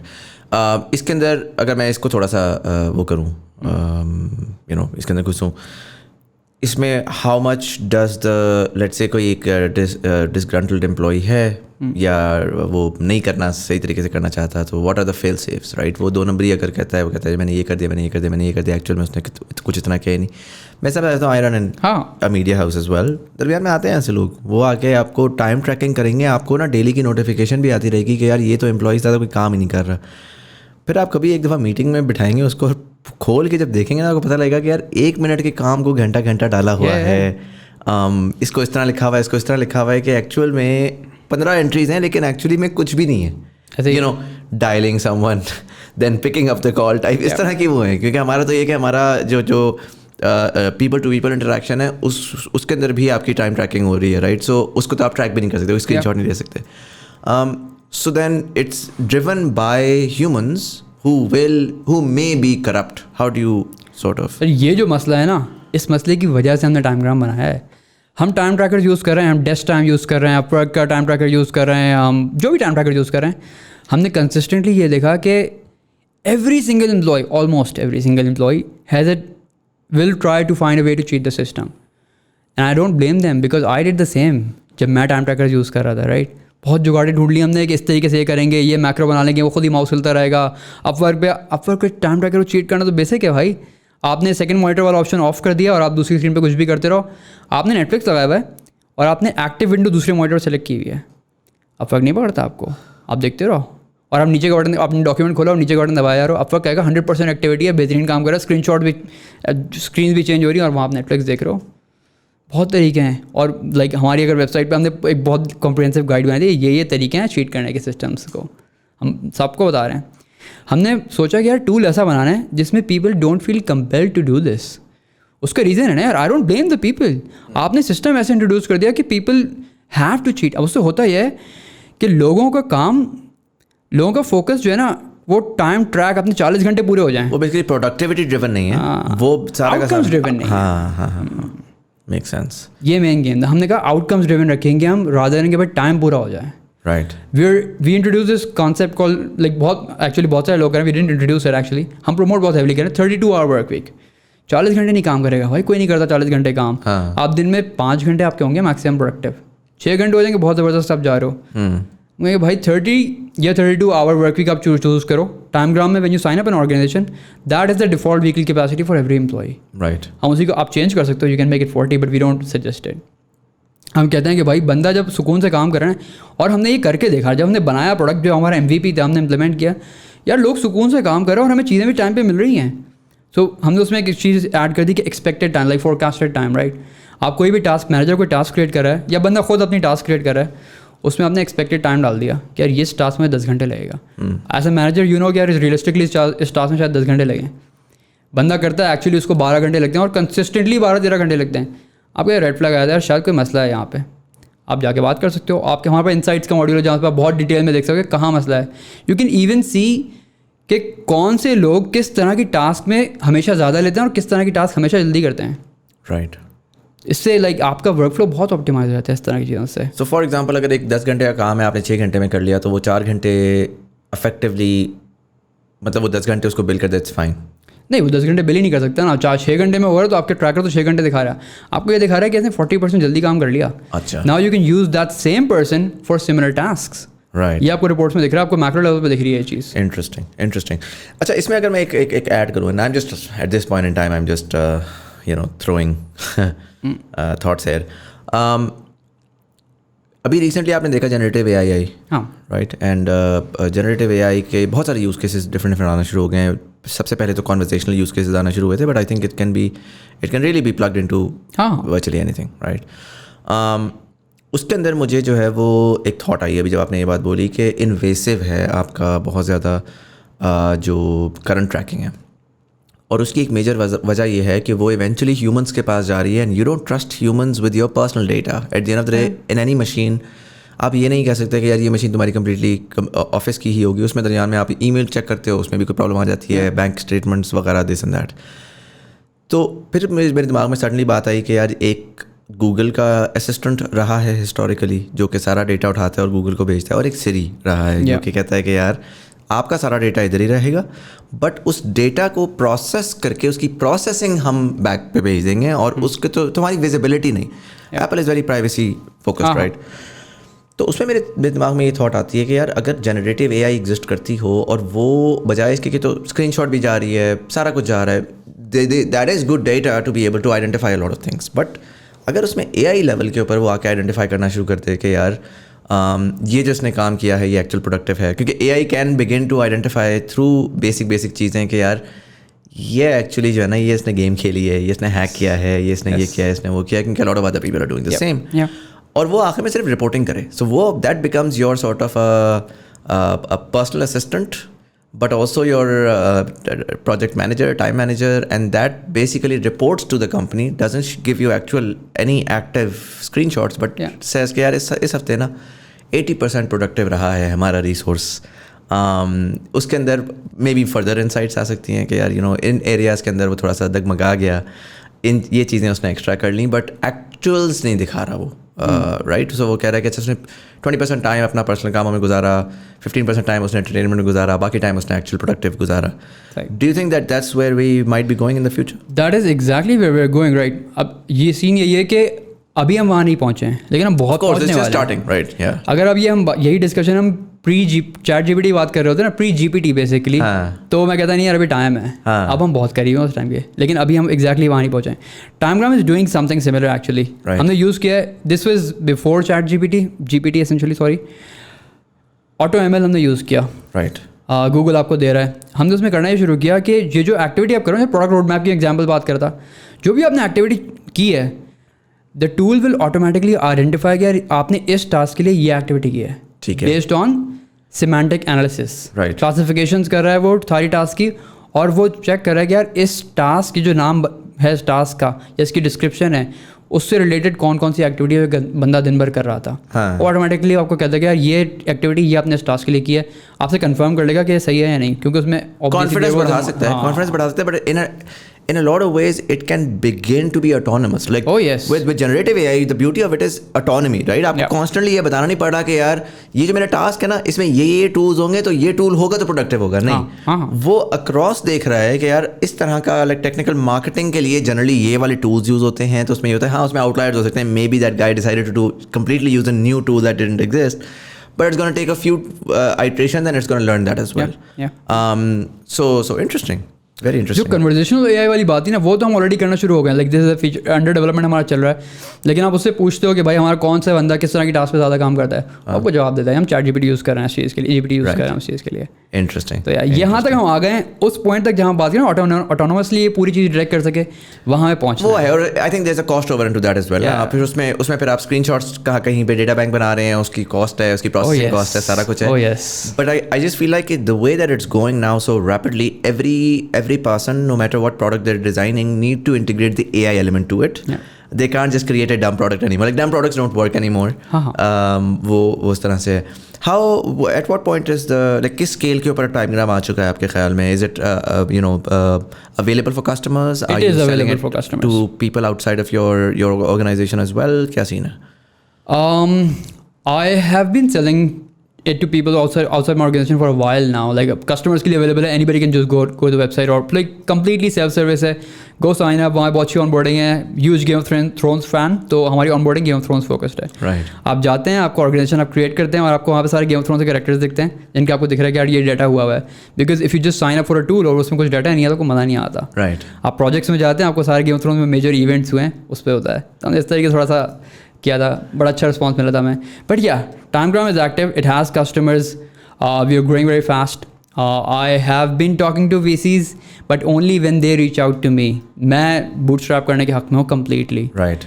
बूटस्ट्रैप में रखा. And what's the thought behind VCs for कि आपको डेवलपमेंट के लिए फंडिंग चाहिए या so I mean you could theoretically just keep on pumping money from your other projects and keep growing as it's growing. But why would you want to integrate that funding? सवाल इस वजह से because Pakistan में जो लोग इस system से बाहर हैं ना, उनको बस होता है कि अच्छा नहीं बस हमने पैसा उठाना है. क्यों उठाना है? उस पैसे का करना क्या है? Let's start talking about that, right? कि तुम्हें ज़रूरत भी है उस पैसे की या नहीं है, या तुमने अखबार में बस इश्तिहार डालना था कि हमने इतना पैसा रेज कर लिया है और वो पैसा तुम्हारी जेब में नहीं जा रहा, वो पैसा कंपनी में जा रहा है और कंपनी ने उसको इन्वेस्ट करना है. So tell me that thought. Okay, so अभी जो मैं बात कर रहा था कि मैं VCs को रीच आउट नहीं कर रहा, अगर मुझे कोई रीच आउट करा तो मैं बात कर लेता हूँ. उसका रीज़न ये है कि मुझे अभी नीड नहीं है, लेकिन अल्टीमेटली आई ऑल्सो रियलाइज़ कि यार मेरी अपनी पर्सनल जेब है और मैं नॉन टेक्निकल फाउंडर हूँ. नॉन टेक्निकल फाउंडर के लिए सॉफ्टवेयर प्रोडक्ट बनाना बहुत मुश्किल काम है, जो कि एक बहुत बड़ी कॉस्ट के बाद मैंने सीख लिया ये कि करना पड़ेगा कुछ. But yeah as a solo founder bootstrapping my own company, जितना मुझे जब मैंने शुरू किया था मुझे लग रहा था यार 15,000 16,000 मुझे एक एजेंसी ने कोट किया और मैं उनके पास आइडिया लेकर गया, उन्होंने प्रोडक्ट बनाया. प्रोडक्ट जो बना मेरे पास MVP आया 5 महीने बाद, वो मेरी एक्सपेक्टेशन से बहुत दूर था. मैं तो कुछ और ही ज़हन में रख के बैठा हुआ था. खैर लगते वो 16,000 से हम ऑलमोस्ट 100,000 क्रॉस करने वाले हैं इन टर्म्स ऑफ कॉस्ट. अल्टीमेटली सब मेरी जेब से है. मुझे पता है जब जिस तरीके से हम ग्रो कर रहे हैं, जो कुछ मुझे मजीद करना है, जो मेरे जहन में मैं बहुत आगे का रोड मैप प्लान किया हुआ है. अल्टीमेटली वो एक डायनामिक रोड मैप है. GPT की वजह से वो रोड मैप काफ़ी चेंज हो गया है. बट या मुझे पता है कि मैं डेवलपमेंट में बहुत ज़्यादा इन्वेस्टमेंट, इंजीनियरिंग में इन्वेस्टमेंट करनी है, जिसकी वजह से I will eventually have to reach out to investors. At that point मैं इन्वेस्टर्स के उस वक्त जाऊँगा जब I have the upper hand. Like power dynamic थोड़ा सा डिफरेंट होना चाहिए ना. आप भीख मांगने थोड़ी हो गया यार, अभी छोटी सी कंपनी है, आपको कहे कि भाई नेगोशिएशन है कि आप you want to go in when you think that you can drive the most value. अभी जो स्टार्टअप पूरा क्रैश है ना, I think one of the reasons was this कि हम हर एक इन्वेस्टमेंट के लिए जा रहे हैं, लाइक यू सेड, उसको उनको जरूरत नहीं थी बहुत एक्टिवली. हमारा गोल प्रॉफिटेबिलिटी है and we are profitable. Interesting. How do you see technical marketing now with generative AI? बहुत सिचुएशन चेंज हो गई है. पहले वक्तों के अंदर जो है वो content generally, I mean technical marketing में कंटेंट, SEO, आपकी इवन अगर आप लोगों को रीच आउट भी कर रहे हैं तो उसके सर्टन तरीके हैं कि यार आपने उनको रीच आउट किया, उसके थ्रू आपने कन्वर्जन्स ड्राइव की, so on and so fourth. funnel was fairly simple, obviously not for the newcomer, but जिसने थोड़ा सा समझ लिया ना सिस्टम को, तो it was very simple कि यार ये फनल है, उसके अंदर कुछ कुछ चीज़ें ट्वीक करते रहो, चेंज करते जाओ, एंड बाय एंड लार्ज वो उसी तरह काम करते हैं. हर इंडस्ट्री की अपनी नीश है, उसमें वो उस तरह काम कर रहा है. Now what the AI is doing is it's first of all making that go on steroids, and secondly is creating like democratizing the entire thing. So the competition is just crazy. अब वो premium जो पहले आपके पास होता था वो premium आपके लिए इतना आसान नहीं है चार्ज करना, because now 10 other people are able to essentially do the same thing. And so मेरे लिए और जो सबसे इंपॉर्टेंट चीज़ है वो ये है कि the world is about to get very very noisy. And मुझे ना वो याद है, एक नेटफ्लिक्स का वो आया था एपिसोड थी जिसमें वो बंदा उठता है, जब कमरे में उठता ही है तो उसके जो चारों तरफ स्क्रीन्स लगी हुई हैं और वो एड्स चलना शुरू हो जाते हैं. And in a lot of ways I realized this ties back to the time at Covid, कि जब कोविड के 3 महीने थे ना तो वो इन अ वे बड़े अच्छे थे. उस वक्त हमने ना कोई नए कपड़े लिए, ईद भी आई थी उस टाइम पे, नए कपड़े नहीं लिए, नई चीज़ें नहीं ली, हम सिर्फ ग्रोसरी करने जाते थे, बेयर मिनिमम खुद ही खाना बनाते थे. और मैंने ये रियलाइज़ किया कि यार मेरी जो कॉस्ट ऑफ लिविंग है ना वो लिटरली 1/4 रह गई. एंड जब वो इवेंचुअली कोविड ख़त्म हुआ, चीज़ें चेंज हुई, तो मैंने रियलाइज़ किया अगेन कि कॉस्ट ऑफ लिविंग जो मेरी बढ़ी है, it's less to do with what I need and more to do with what the society compels me to do, right? कि लोगों से मिलना है, रेस्टोरेंट जाना है, अच्छा वो लोग घूमने जा रहे हैं तो सब कॉन्शियसली आप कह रहे हो यार मैं क्यों बैठा हूँ, है मेरी ज़िंदगी कितनी बुरी है. हालांकि अगर कोई कुछ नहीं, जब दुनिया पूरी रुक गई and you're not competing anymore, then you weren't as compelled to do a lot of those consumerist things that you were doing previously. Right? So in a lot of ways, मैं अब जब देखता हूँ दुनिया को तो मुझे ऑनेस्टली ये लगता है कि it's very very noisy. You pick up your phone, you go on any app, there's an ad. TV में तो है ही है, बट हर एस्पेक्ट में as we're becoming more and more digital, it's ads, and the amount of ads are increasing. Sure, you can say the speed of conversion is going to increase, but it's going to have a cap, some form of a cap. ऐसे ही है. Right? So I feel like जो marketing in itself है, जो technical marketing है, वो बहुत ज़्यादा evolve करेगी. उसमें if you really want to drive value, you really have to begin to सी के यार अच्छा न्यू एज किस तरह काम करती है. We had a good 15-year run post Google, जिसने आई थिंक स्पीयर हेड किया था एक एज ऑफ डिजिटल मार्केटिंग. जितना भी आप लेफ्ट राइट कर लें, Google was that centre of digital marketing. And I think अब with generative AI that is going to radically change across, not just in terms of content but media buying, so on, this and this and this. How do you personally see it, considering you have such an extensive experience on it? I feel अगर हम बहुत सारे prongs हैं इस सवाल के, but अगर मैं एक कोना पकड़ता हूँ, एक सिरा पकड़ता हूँ, टेक्निकल मार्केटिंग की आप बात करते हैं ना, आई फील के जनरेटिव AI से कोई ख़ास इम्पैक्ट नहीं आया वहाँ पे. Because the way we do technical and the way I define technical marketing, जो कि मेरी एक एजेंसी है कोड कंटेंट के नाम से, like I mention like couple of agencies all feeding TimeGram and the other product जिसको बहुत टाइम लगेगा. बट या हम ये देखते हैं टेक्निकल मार्केटिंग में, और हम डिफाइन इतना करते हैं कि आप प्रोडक्ट सीखते हो, like you work with very technical products जो कि टिपिकली डेटाबेस डेवलपर्स या फुल स्टैक इंजीनियर्स इस तरह के लोग यूज़ कर रहे हैं. वो you dive into that product, you spend weeks and months, you immerse yourself into that product, and then you supplement that information with external research, and then you create content, right? अब वो content किसी format में हो, written हो, video जो भी है, ठीक है. जनरेटिव AI से सिर्फ और सिर्फ ये हुआ है कि वो जो सप्लीमेंट कर रहे थे ना एक्सटर्नल रिसर्च, वो वाला पार्ट हमें थोड़ा सा जल्दी से मिल जाता है. That is it. That's a very small part. The biggest part, 80% of technical marketing, technical content is the product, learning the product. मैं हमेशा जब भी मैंने टीम बिल्ड की है, मैंने हमेशा ऐसे लोग ढूंढे हैं जो काम प्रोडक्ट सीख लें. सब कुछ मैं सिखा दूंगा, प्रोडक्ट सीख लो आप, इतनी ड्राइव शो करो, इतनी विलिंगनेस, क्यूरोसिटी शो करो, बाकी हो जाएगा काम. तो लाइक जैसे अच्छा बाकी चीज़ ये है कि नॉइज़ जो आ गई ना, हर चीज़ में बहुत नॉइज़ हम देख रहे हैं. कोविड में थोड़ा ज़िंदगी में सुकून था, बहुत सुकून था, लेकिन अब जो एक noise specially after generative AI आया है, वो नॉइज़ को फ़िल्टर आउट करना बहुत मुश्किल हो गया है. अच्छा आपने अभी बात की, उससे हुआ जो प्रीमियम प्राइसिंग जो थी ना, आप जिस चीज़ के प्रीमियम प्राइस कर रहे थे, now you can charge even more premium rather than less, because अब आपको हर एक यूज़ कर रहा है जनरेटिव AI. हम यूज़ करेंगे, बहुत हम कर रहे हैं, हम पूरी टीम को मैंने बोला हुआ, every department uses ChatGPT, DevGPT, जितने भी इस तरह के टूल्स हैं, बहुत एक्टिवली यूज़ कर रहे हैं हम. बात वही है कि आपका एंड रिजल्ट कितना डिफरेंट है. हम अपवर्क पे जाते हैं, अपवर्क खैर हमारा छोटा सा चैनल है, हम साइड में चलाते हैं, पॉकेट मनी काइंड ऑफ हो जाता है वो, लेकिन अपवर्क पे देखते हैं जॉब सबमिट हुई, बहुत रेलेवेंट है, जॉब किसी ने पोस्ट की, विद इन 5 मिनट्स वहाँ पे लिखा हुआ होता है 50 प्रपोजल सबमिट हुए हुए हैं. मैं जाता हूँ खुद, मैं कभी कभी ऐसा होता है कि मैं खुद गया और मैंने प्रपोजल सबमिट किया, 50 प्रपोजल सबमिट हुए हैं 5 मिनट में से, 5 मिनट के अंदर अंदर मैं प्रपोजल सबमिट करूँगा, उसमें पर्सनैलिटी होगी। मेरा प्रपोजल भी जनरेटिव AI को यूज़ कर रहा है, like but it just builds upon what I already know, right. वो प्रपोजल सेलेक्ट हो जाता है and I start working on that. मैंने ये एक्सपेरिमेंट किया, एक थॉट एक्सपेरिमेंट आप कह लो। आई क्रिएटेड फ्रेश प्रोफाइल हमारे टीममेट के साथ, और मैंने इसी तरह किया, बिल्कुल फ्रेश प्रोफाइल है, $0 अर्न, कोई हिस्ट्री नहीं है, और उस पर हमने बिडिंग की और प्रपोजल मैंने सबमिट किए। जितने प्रपोजल सबमिट किया सब पे क्लाइंट का रिस्पॉन्स आया, इवन दो प्रपोजल्स उस पर 100 मतलब 50+ प्रपोजल दिखाता है आपको, सब पे हुए हैं, राइट। तो अब मुश्किल हो गया है उस नॉइज़ के थ्रू कट करके आगे बढ़ाना, ये I agree on that, but you can charge more premium because अब लोगों को पता है कि यार ये ज़्यादातर लोग तो यही कर रहे होंगे। अब तो लोग जॉब्स में किसी क्लाइंट से बात करते हैं, लोग कहते हैं यार ये चाहिए मुझे, लेकिन ये GPT के थ्रू नहीं करके देना मुझे, एंड देर विलिंग टू पे प्रीमियम फॉर दैट।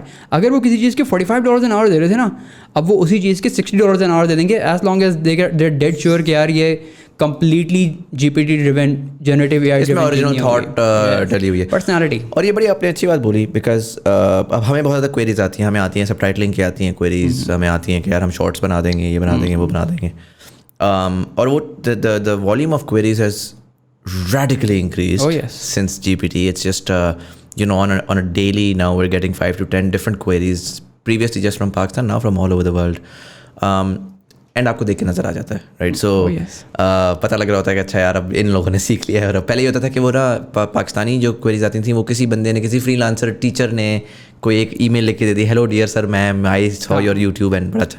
तो वो एक ईमेल तो मुझे कोई तकरीबन 2-2.5 हज़ार दफ़ा आ चुकी है, तो वो गॉड लोन किसने किधर से खा के किधर डाल दी, बट वो हर बंदा वो यूज़ कर रहा होता था। अब पर्सनलाइज हो गई है, तो it's nice, I do open these emails, but you read 5 of those, and after the sixth you've realized that now all of this is GPT. This is still the same sort of person, but ये actually वो है। It's really the ones जिसको आप actually respond करते हो, it's only always the ones जिसका अंदर कोई पर्सनैलिटी, जिसके अंदर ह्यूमन थॉट नज़र आ रही होती है कि ये बंदा खुद कुछ करेगा, लाइक ये मेरे साथ बैठेगा, मेरे साथ जूम कॉल पे आ जाएगा।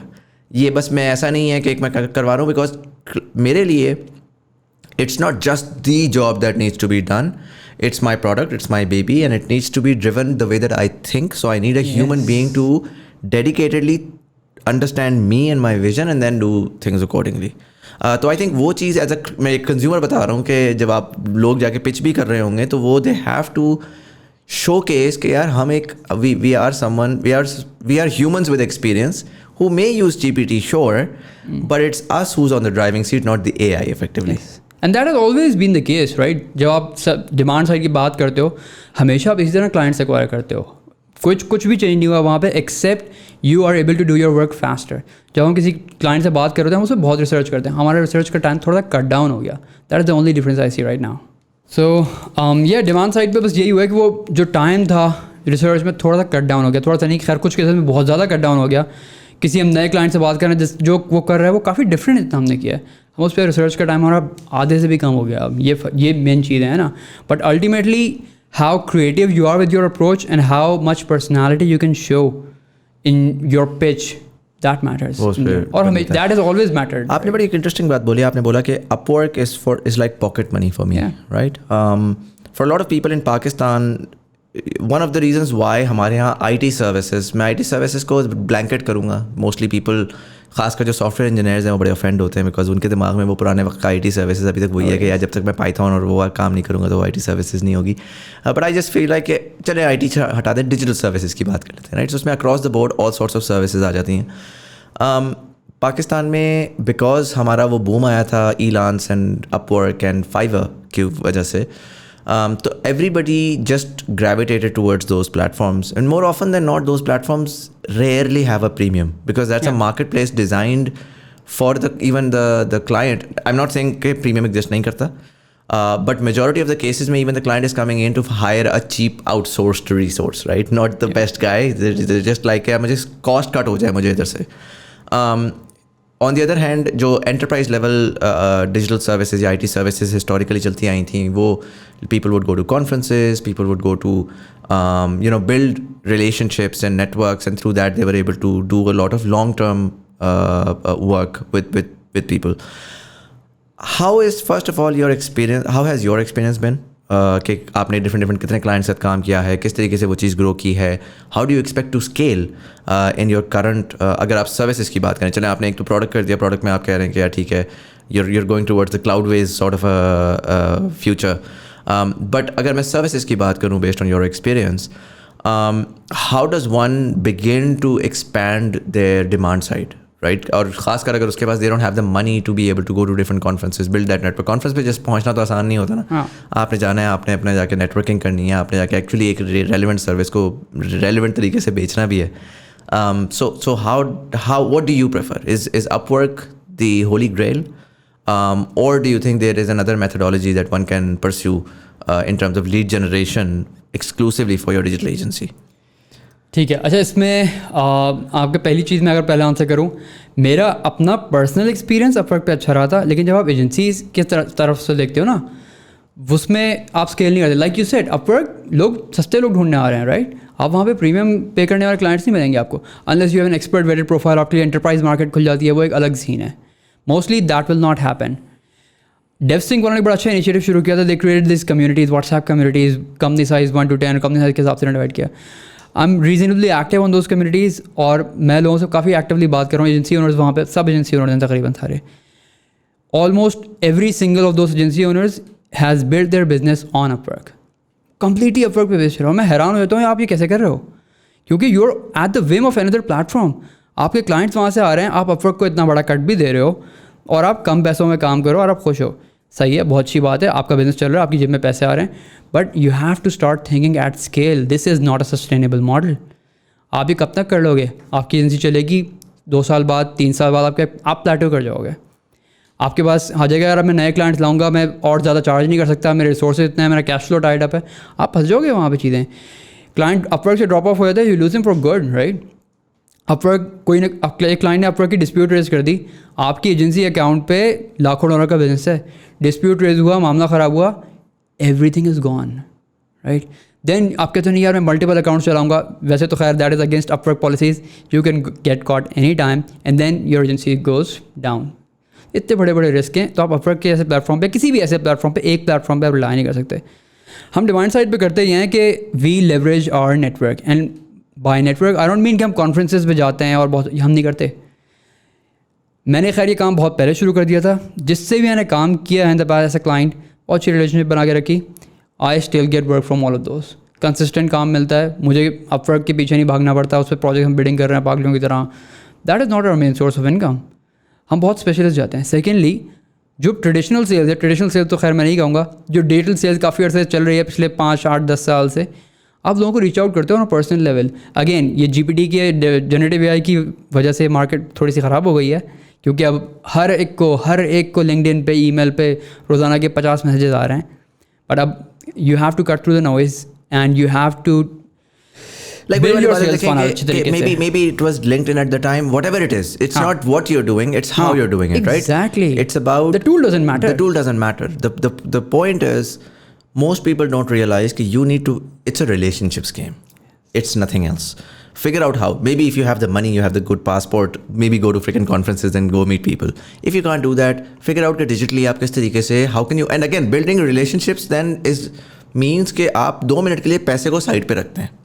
आप जेन्युइनली रिलेशनशिप बिल्डिंग के अंदर आप ट्रस्ट बिल्ड कर रहे होते हैं, आप जाके जेन्युइनली प्रॉब्लम समझते हैं, आप कहते हैं if you can do what the other person wants and you can prove it to them, your relationship is done, it's solid. Absolutely. आगे पैसा कमाना आसान है यार. रिलेशनशिप बनाने में एज एन एजेंसी या कुछ भी आप काम कर रहे हो, the idea is not to sell hard, right? Sell नहीं करना है आपने ट्रस्ट बिल्ड करना है, ताकि बंदा कहे यार मुझे आपके साथ काम करना है. That's how it works, that is how it has always worked. अगर हम जनरल चैनल्स की बात करें, हम कोल्ड आउटरीच की बात है, ईमेल पे, लिंक्डइन पे, किसी भी तरीके से आप रीच आउट करते हो, आप सेल नहीं करते हैं. मैं आपको एग्जांपल देता हूँ. हमने टाइमग्राम पे इस तरह कैंपेन्स रन करते हैं कि हम लोगों को रीच आउट किया, हमने कहा कि यार हम एक टाइम ट्रैकिंग पे सर्वे रन कर रहे हैं.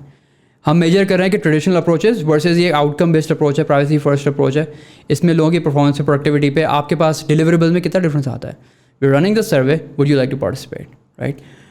लोग कहते हैं कि हाँ कोई मसला नहीं, 2 मिनट का सर्वे है, कोई उसमें ओपन एंडेड क्वेश्चन नहीं है, येस नो, आपने MCQ बेस्ड है वो कम्प्लीटली. लेकिन टॉप ऑफ माइंड में आपने डाल दिया कि एक प्राइवेसी फोकस्ड, ये सारी चीज़ें जो हैं, एक कंपनी है वो एग्जिस्ट करती है और वो ये ऑफर कर रही है. और वो सारे लोग, हमने लिंक्डइन सेल्स नेविगेटर 50,000 टूल्स हैं जिससे आप लोग प्रोफाइल्स निकाल सकते हो, प्रोस्पेक्टिंग करते हो, आपने लिस्ट बनाई अच्छी सी, वी रन दिस कैंपेन्स, लोग पार्टिसिपेट करते हैं. जब पार्टिसिपेट किया उससे हमें 2 बहुत बड़े फ़ायदे होते हैं. ये खाली एक एग्जाम्पल दे रहा हूँ, 1000 वेज टू डू दिस.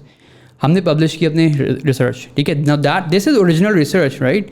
इसकी वैल्यू हमें SEO बेनिफिट भी मिल रहा है, लोग इसको शेयर कर रहे हैं, आर्टिकल्स में लिंक हो रही है रिसर्च, और जिन लोगों ने पार्टिसिपेट किया तो उनको अर्ली एक्सेस मिल रहा है. वो जो रिसर्च जा रही है ना, उसमें है कॉल टू एक्शन हमारे. हम सेल ही नहीं कर रहे भाई, हम तो आपको रिसर्च भेज रहे हैं, आप खुद उसमें बटन देख के आ जाते हो वेबसाइट पर, आप बाय कर लेते हो. Interesting. That is how you sell. अब ये तो खैर सर्विसेज की बात नहीं है, प्रोडक्ट की बात है, but this can apply to services. कोई मसला नहीं है. It's effectively the same thing as well. What your innovative approach to building that demand. Tell me about DX Match. What's that and when is it going to be out? अच्छा, अभी हम थोड़े बिल्कुल शुरू में बात कर रहे थे ना कि डेटा लैडर का जो प्रोडक्ट था, हाँ, बड़ा खूबसूरत प्रोडक्ट था, उस पर काम किसी ने नहीं किया. लेकिन वो एक एंटरप्राइज सॉफ्टवेयर मार्केट जब हमें पता चलने का लोग 10,000 तो खैर हमारा मिनिमम बेस लाइन प्रोडक्ट था, but people we had clients who are paying $100,000 per year for our product, जिसमें हम कुछ भी नहीं कर रहे थे. हम उनको दे देते लाइसेंस, उन्होंने अपने डेस्कटॉप पे इंस्टॉल किया, सर्वर पे इंस्टॉल किया, वो रन कर रहे हैं, उससे काम कर रहे हैं, हमने कुछ नहीं करना उसमें. तो DX मैच वहाँ से निकला था. DX match was a variation of data ladder, जिसमें मैंने देखा कि यार डेटा लैडर में क्या क्या गैप्स है. अच्छा, मैं बहुत ही डीपली एम्बेडेड था उस वाले बिजनेस में. क्लाइंट से भी कॉल करता था, सेल्स भी मैं खुद करता था, रेवेन्यू ऑपरेशन में कर रहा था, मार्केटिंग टीम मैंने पूरी बिल्ड की है, और सब बेसिकली मैं कर रहा था. हमारा CEO था, एक्विजिशन के बाद वो NPT ग्रुप में हायर हो गया, तो I was the effective CEO of data ladder. सब चीज़ें मैं रन कर रहा हूँ ना, सब पता है मुझे. मैंने देखा कि यार CRM का पूरा डेटा एनालाइज किया, मैंने कहा क्या क्या गैप्स हैं इस प्रोडक्ट में, क्या क्या होना चाहिए इसमें, कस्टमर्स की क्या क्या क्वेरीज आ रही हैं, वो सारा खैर ये इतना सारा डेटा इकट्ठा करके मैंने एक चीज़ निकाली कि यार आइडियल प्रोडक्ट जो है ना इस मार्केट में, इसके लिए सही से लोग पे करेंगे, वो ये होगा. And that is DX Match. Interesting. So now you want to create that sort of वो अभी तक I believe it's not launched अभी yet. it is under development. Because again इरादा मेरा ये था कि DX Match करना है. बहुत बड़ी अंडरटेकिंग है, लाखों डॉलर का खर्चा है, कर रहे हैं हम, खैर अल्लाह का शुक्र है. लेकिन फिर हमने सोचा टाइमग्राम करते हैं, and we use टाइमग्राम as a launch pad to build DX Match. Interesting. टाइमग्राम is not the end goal. टाइमग्राम तो खाली यहाँ पे just a step on the ladder, right? Yeah, right. मुझे ये बताएं कि why are you still in Islamabad? Why didn't you move to let's say Dubai or some other regional capital? Because Pakistan में finance का एक बड़ा प्रॉब्लम होता है, particularly आजकल के टाइम के ऊपर. in a dollar based economy, when you're looking at a global marketplace, it's very difficult. अगर especially अगर आप खैर nobody does that, but अगर आप पाकिस्तान से रन कर रहे हो तो that's virtually impossible because आपका डॉलर आता है, और जब आपने मार्केटिंग स्पेंड वगैरह चीज़ों पे डॉलर बाहर निकालना है तो एक खप बन जाती है. So obviously a lot of people do have sort of like a central company जहाँ से चीज़ें मैनेज हो रही होती हैं, let's say in Dubai or Turkey or Singapore or whatever. But why are you personally here, considering that at this point in time one would understand that you have the space to be able to exist in a much bigger. Sir बहुत अच्छा सवाल है. अच्छा खैर इसके कुछ reason हैं. वैसे तो ये दुखती रग है और हम उस पर भी आते हैं, लेकिन एक हमने गेम शुरू में किया ही है. बिल्कुल शुरू मैंने डिसाइड कर लिया कि यार मैं जो भी काम करूँगा ना, I will pay everybody in dollars. ठीक है. मैं PKR का काम ही नहीं कर रहा. राइट. ठीक है. अगर मैं ऑफिस का रेंट भी दे रहा हूँ ना, मैं डॉलर में डिसाइड किया हुआ है वो. राइट. डॉलर में पे कर रहा हूँ. मेरा वाइज का अकाउंट है, पेयोनियर का अकाउंट है, मैं डायरेक्टली कर, मैं PKR में ट्रांजेक्शन ही नहीं कर रहा. Right. Every employee gets paid in dollars. उसके उनको बहुत फ़ायदे हैं. मतलब अगर हमारा एक अभी अब सिर्फ लास्ट 6 मंथ्स अगर देखो ना, an employee that was at salary of 200K, जब हायरिंग पे रहता है उसे 200K की बात की, हमने उसको डॉलर में कन्वर्ट करके जो अमाउंट सेट की, वही एम्प्लॉय इस वक्त वो 300K पे है. डॉलर वैल्यू सेम है. मैं तो डॉलर में कमा रहा हूँ ना, मेरा कुछ जा नहीं रहा. अनलाइक अदर बिजनेसेस में थोड़ा सा लूज आउट कर रहा हूँ यहाँ पे, मुझे फ़ायदा मिल जाता है. लेकिन आपको सुबह शाम की चकचक नहीं है ना कि सर वो डॉलर गिर रहा है, सर वो यूँ है, सर वो भैया आप you are pegged to the dollar. You are not even pegged, you are getting dollar straight. Dollar आपके अकाउंट में, सबके वाइस के अकाउंट्स को सबके पास डॉलर है भाई. हम PKR में कर ही नहीं रहे. राइट. आपकी सेविंग्स डॉलर में, आपको हर चीज़ का फायदा हो रहा है. And then they decide how and when they want to bring it into Pakistan. इसका एक बहुत बड़ा फायदा एक और है, एम्प्लॉय रिटेंशन. इतनी सारी वेंचर्स कर ली, सब कुछ कर लिया, कभी एक बंदा नहीं छोड़ के गया मैं. I think that is a huge thing. 100% employee retention rate is a huge thing for me. Definitely. तो अच्छा, इसमें हमारी जो हायरिंग में अप्रोच रहती है ना, I think that also contributes. मैंने देखा कि मुझे सिर्फ 3 क्वालिटीज़ चाहिए हायरिंग में. मुझे चाहिए विलिंगनेस टू लर्न, मुझे चाहिए क्यूरोसिटी एंड एंथुजियाज्म. स्किल्स मैं सिखाऊंगा. स्किल्स मेरे पास टीम बैठी, हर चीज़ के स्पेशलिस्ट हैं, सब सिखा देंगे हम. अब ये जो लोग आते हैं ना, ये फिर जाते हैं नहीं. हम इनका करियर बिल्ड करके दे रहे हैं, $10 में पैसे मिल रहे हैं, दैट डजंट हर्ट. बट खैर, coming back to the original question कि मैं यहाँ क्यों हूँ. यार I feel being in Islamabad is the closest you can get to being abroad. जो यहाँ का सुकून है, जो इंफ्रास्ट्रक्चर है, सिक्योरिटी है, इशूज़ हैं अपनी जगह, इशूज़ हैं. जैसे आपने कहा वो पेमेंट्स का इशू है, अब मुझे PKR में निकलवाना है और वाइज ने तो आजकल कह दिया हम तो निकालने ही नहीं देंगे आपको। पहले कहता था लिमिट है। अच्छा मेरी एंटिटी रजिस्टर्ड है फ्लोरिडा में, राइट, पाकिस्तान में रजिस्टर नहीं कराई, इसीलिए मुझे थोड़ी आसानी रहती है बिजनेस करने में यहाँ पे। लेकिन हमें अपने US के अकाउंट से मुझे पैसे चाहिए ना अपने खर्चे के लिए, मैं नहीं निकाल सकता। बिजनेस अकाउंट से तो आप PKR में करा ही नहीं सकते, लिमिट तो अब दूर की बात है। तो ये अभी स्ट्रगल्स हैं यहाँ पे, रियल स्ट्रगल्स हैं। पेयोनियर मसले करना शुरू हो गया, हर 12 साल पुराना अकाउंट है। जब वहाँ पे उनके जो पेयोनियर यहाँ आया था, जो उनका कंट्री हेड था, उससे वो मेरा 1-on-1 सपोर्ट मैनेजर था एसेंशियली। उस पॉइंट पे हमने पेयोनियर का अकाउंट शुरू किया था। आज तक हमें मसले आते हैं पेयोनियर के अकाउंट में, वो हर 6 महीने वेरिफिकेशन है, पेमेंट रुक गई, हो गया, बहुत मसले हैं। As you know that is why you asked this question, ये मसले हैं और यहाँ के बैठा हूँ। सीन ये है कि यार अभी मैं बिजनेसेस जो है ना, मैं सारे बिजनेसेस हैं उनको मैं बिल्ड कर रहा हूँ। I feel I need to be है। मैं कराची बहुत फ्रीक्वेंट जाता हूँ। यहाँ पे हम बैठे हैं, मैं 2 घंटे पहले इस्लामाबाद आया हूँ, मैं कराची में था। बहुत फ्रीक्वेंटली जाता हूँ, पूरी फैमिली जाती है, ऐसा कभी नहीं होता मैं छोड़ के चला गया। सब जाते हैं, हम सब घूमते फिरते हैं। हमारी छोटी सी मिनी वेकेशन होती है एवरी मंथ और 2 लाइक 2 महीने 3 महीने में होती है कम से कम।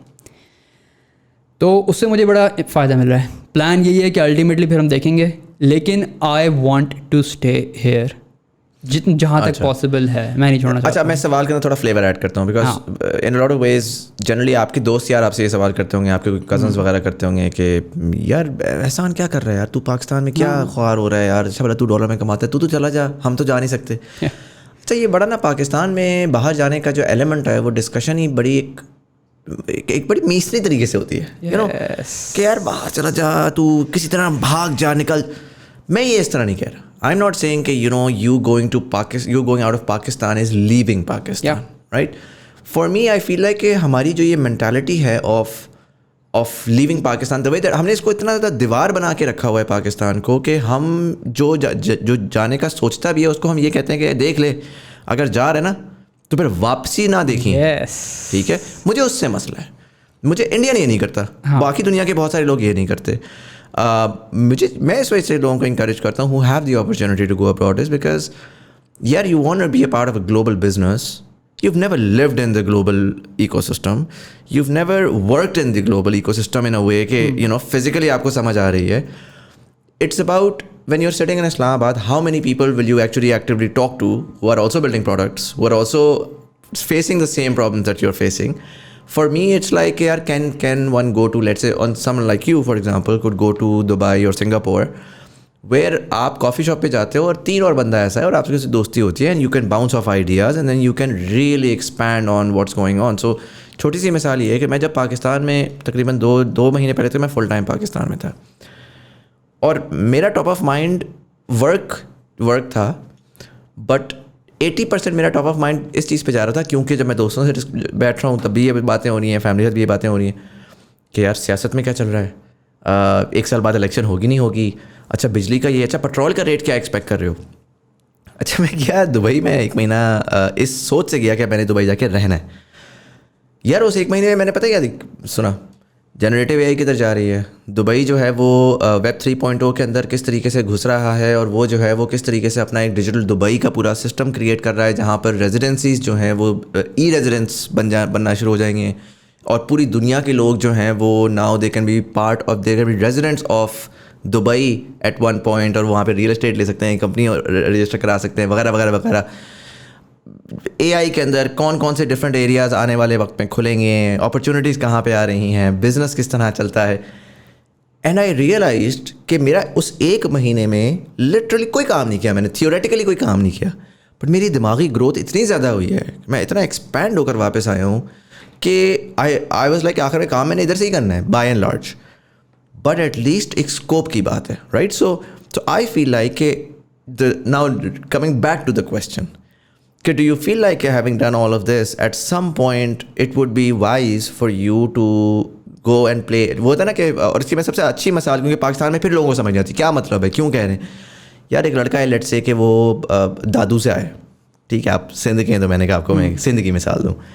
वो दादू से आया, वो कराची आता है और आके यूनिवर्सिटी पढ़ता है, वो उसके बाद दादू भी जा सकता है और दादू से बैठ के वो जो है ना अपना काम कर सकता है, या वो कराची में भी रह सकता है, हो सकता है उसको रिमोट जॉब मिले, ठीक है, वो दादू से भी कर सकता है, वो कराची से भी कर सकता है। कराची में जब वो कर रहा होगा ना, तो the way that he will understand opportunity, the way that he will understand the ecosystem, the way that he will grow will be radically different. इससे आप एग्री करेंगे या नहीं करेंगे, राइट? बिल्कुल।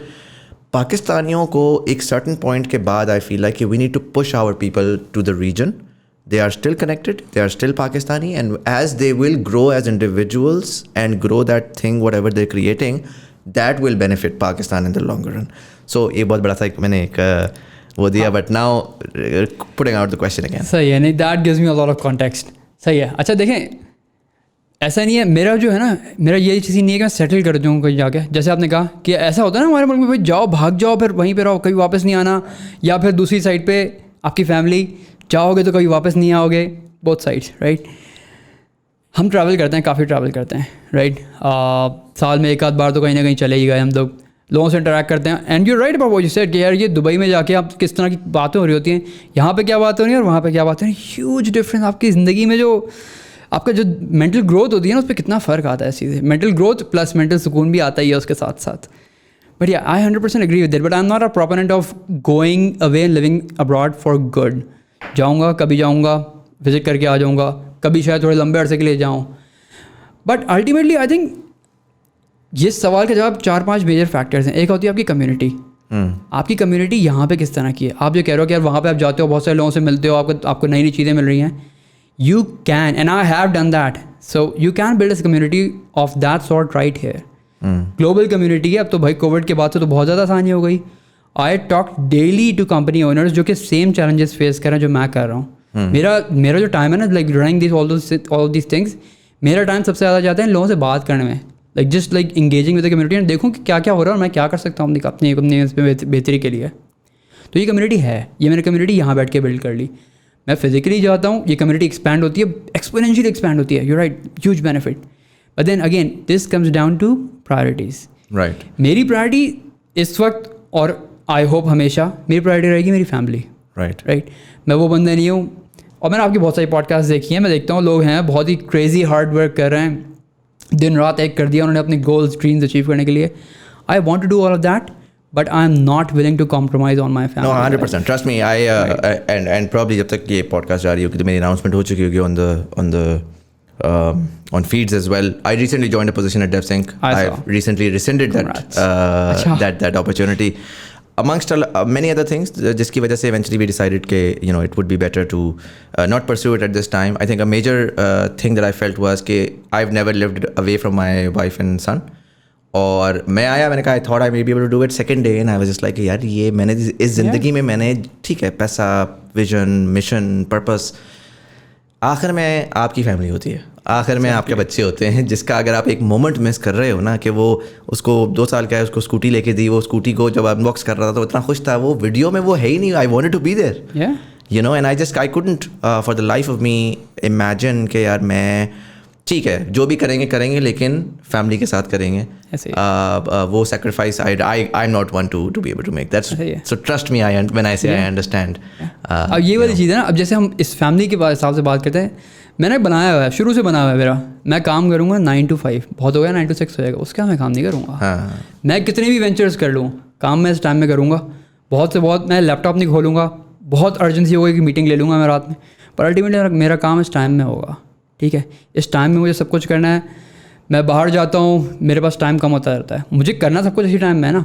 लेकिन now I have to make some more time के, like चलो इमीडिएट फैमिली तो आपके साथ जा रही है, वाइफ बच्चे आपके साथ चले जाते हैं, मेरे घर वाले यहाँ पर हैं, मेरे वाइफ के घर वाले यहाँ पर हैं, मैं यहाँ पे आ रहा हूँ, जा रहा हूँ, एक हैसल है. Plus I am just like at बहुत कंफर्टेबल हुआ है यहाँ पे. Makes sense. Eventually चाहेंगे. I think हाँ, वो time is of the essence of also के अपने एक रोड मैप होता है, उस रोड मैप के अंदर मे बी फाउंडेशन बिल्डिंग के टाइम पे वैसे ही आपको पाकिस्तान में रहना ही पड़ता है, you really have to be there, but scale के टाइम पे maybe you go to the region and that's when you यही मैं अगला कह रहा था कि हम वो VCs की बात कर रहे थे ना, you go abroad when you feel like you need it, you don't just go abroad for the sake of it. Absolutely. Makes a lot of sense. We're at the 1 hour 22 minute mark, Ehsan, and I'm going to wrap this up. This was very, very fascinating, by the way. One of the most favorite ones I've done recently. So I really wanted to put that out there. I'm going to ask you one last question that I ask all of my guests, and I want your thoughts on that. You're as old as I am, so we're fairly young. We have children, and we ideally want to grow those children in Pakistan. We grew up in Pakistan amidst all the turbulence.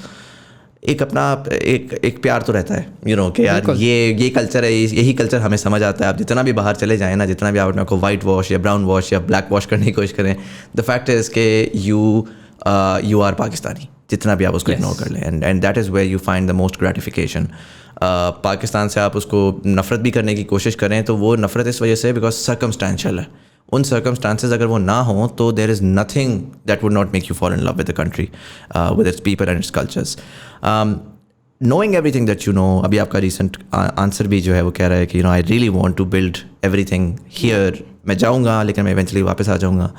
कोई belief है जिसकी basis के ऊपर बंदा ये वो करता है, कोई अंडरस्टैंडिंग है जिसकी बेसिस के ऊपर वो करता है. हाउ डू यू सी पाकिस्तान 2050 का when you would be 60 years old and at your retirement age?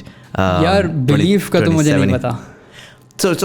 But yeah, so how do you see, seeing all of what you've seen now, seeing how things are panning out, how do you see Pakistan 27 years from now in 2050? Okay, so my hope is कि हम जब इस चीज़ से निकलते हैं ना कि यार मुल्क में ये गलत हो रहा है, ये मसले हैं, वाइज बंद हो रहा है, जो मैं अभी बात कह रहा था, पेयोनियर के मसले, बिजनेस लेवल पे, पॉलिटिक्स से हर एक को पता है, डॉलर कहाँ से कहाँ जा रहा है, पेट्रोल की प्राइसेस, गुर्बत, सब कुछ पता है आपको. जब हम ब्लेम गेम से निकलते हैं और उससे आगे बढ़ते हैं और हम कहते हैं कि यार मैं अपने लेवल पे क्या कर सकता हूँ.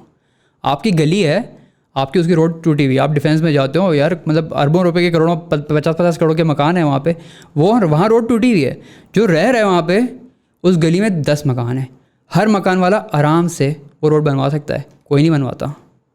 ये छोटी छोटी चीज़ें जब हम करना शुरू हो जाए, हम ब्लेम गेम से निकलते हैं क्योंकि those things are outside of your control. जिन लोगों के कंट्रोल में है ग्रेट, वो उसके बारे में कुछ कर रहे हो, यकीनन कर रहे हैं. आपने लोगों से बात की है, जो लोग कर रहे हैं इस मामले में चीज़ें कर रहे हैं.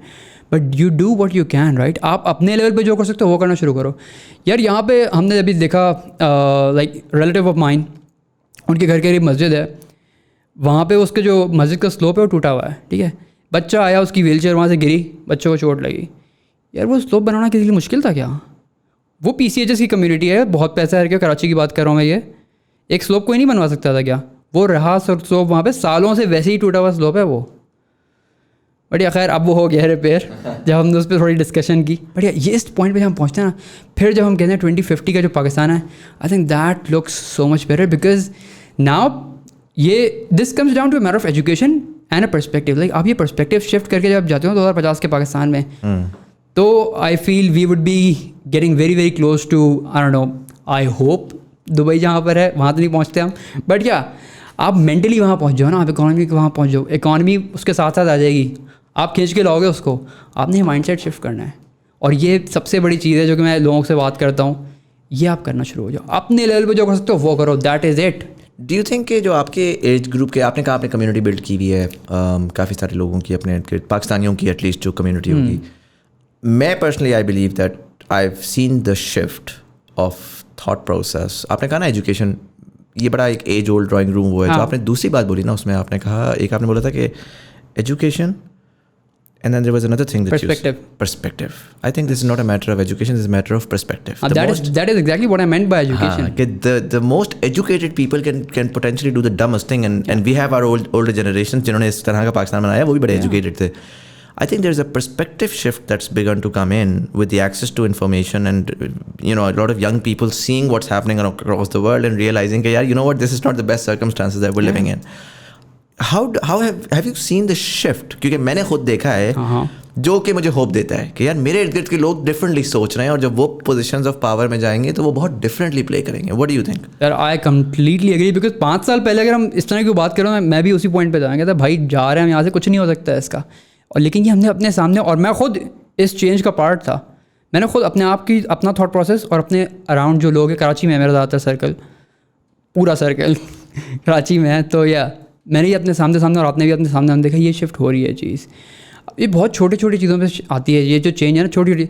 अब आप सिर्फ ये देखें, हमारा जो अब ये कल्चर है ना, एक छोटा सा बिल्कुल ऑफ टॉपिक, बट ये जो मैरिज वाला कल्चर है, अरेंज मैरिज का जो पूरा सीन होता है, जिस तरीके से जो रिलेशनशिप जिस तरीके से होती है, वो थोड़ा पुरानी जनरेशन की और इस वाली जनरेशन में बहुत फ़र्क दिखेगा आपको, बहुत फ़र्क दिखेगा. ये खैर एक अलग बहुत बड़ा टॉपिक है, but it's true. Like I'm seeing so many young couples these days working incredibly differently. They're ready to reject the norms and they're ready to love marriage वालों को तो छोड़ ही दें, even arrange marriage वाले जो हैं वो अब बड़े different तरीके से आके वो पार्टनर्स होने लगे, एक्चुअली पार्टनर्स हैं वो. 100%. They're building an empire together, and उसमें दोनों का एक बड़ा clear cut रोल है जिसमें वो उस तरफ कर रहे हैं. Ehsan, thank you so much for this very insightful conversation. And I didn't know that you're based out of Islamabad. Would love to meet off camera sometime as well. Thank you so much for coming in. For sure. I love talking to you. Thank you.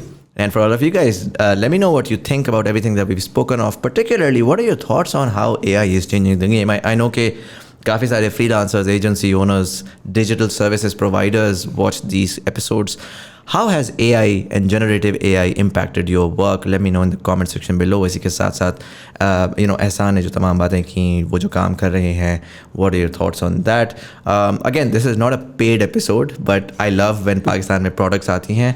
So Timegram की link, if you can send that to us, we'll add that in the description below. I want your thoughts on, कि कैसा, what are your thoughts on the product? Would love to hear that in the comment section as well. Anyways, यहाँ पर कहीं पर easy पैसा जायज़ का सादा पे आ रहा होगा. If you'd like to support the channel, we accept anything from 1 rupee to as much as you'd like. YouTube वाले like का बटन दबाएंगे, YouTube बड़ी की हमारी conversation पहुंचेगी. Audio platform वाले subscribe का बटन दबाएंगे, आने वाली episodes की आपको notification मिलेगी. But anyways, this was Syed Muzammil Hasan Zaidi. You're watching Thought Behind Things. Thank you so much for watching, and I'll see you in the next one.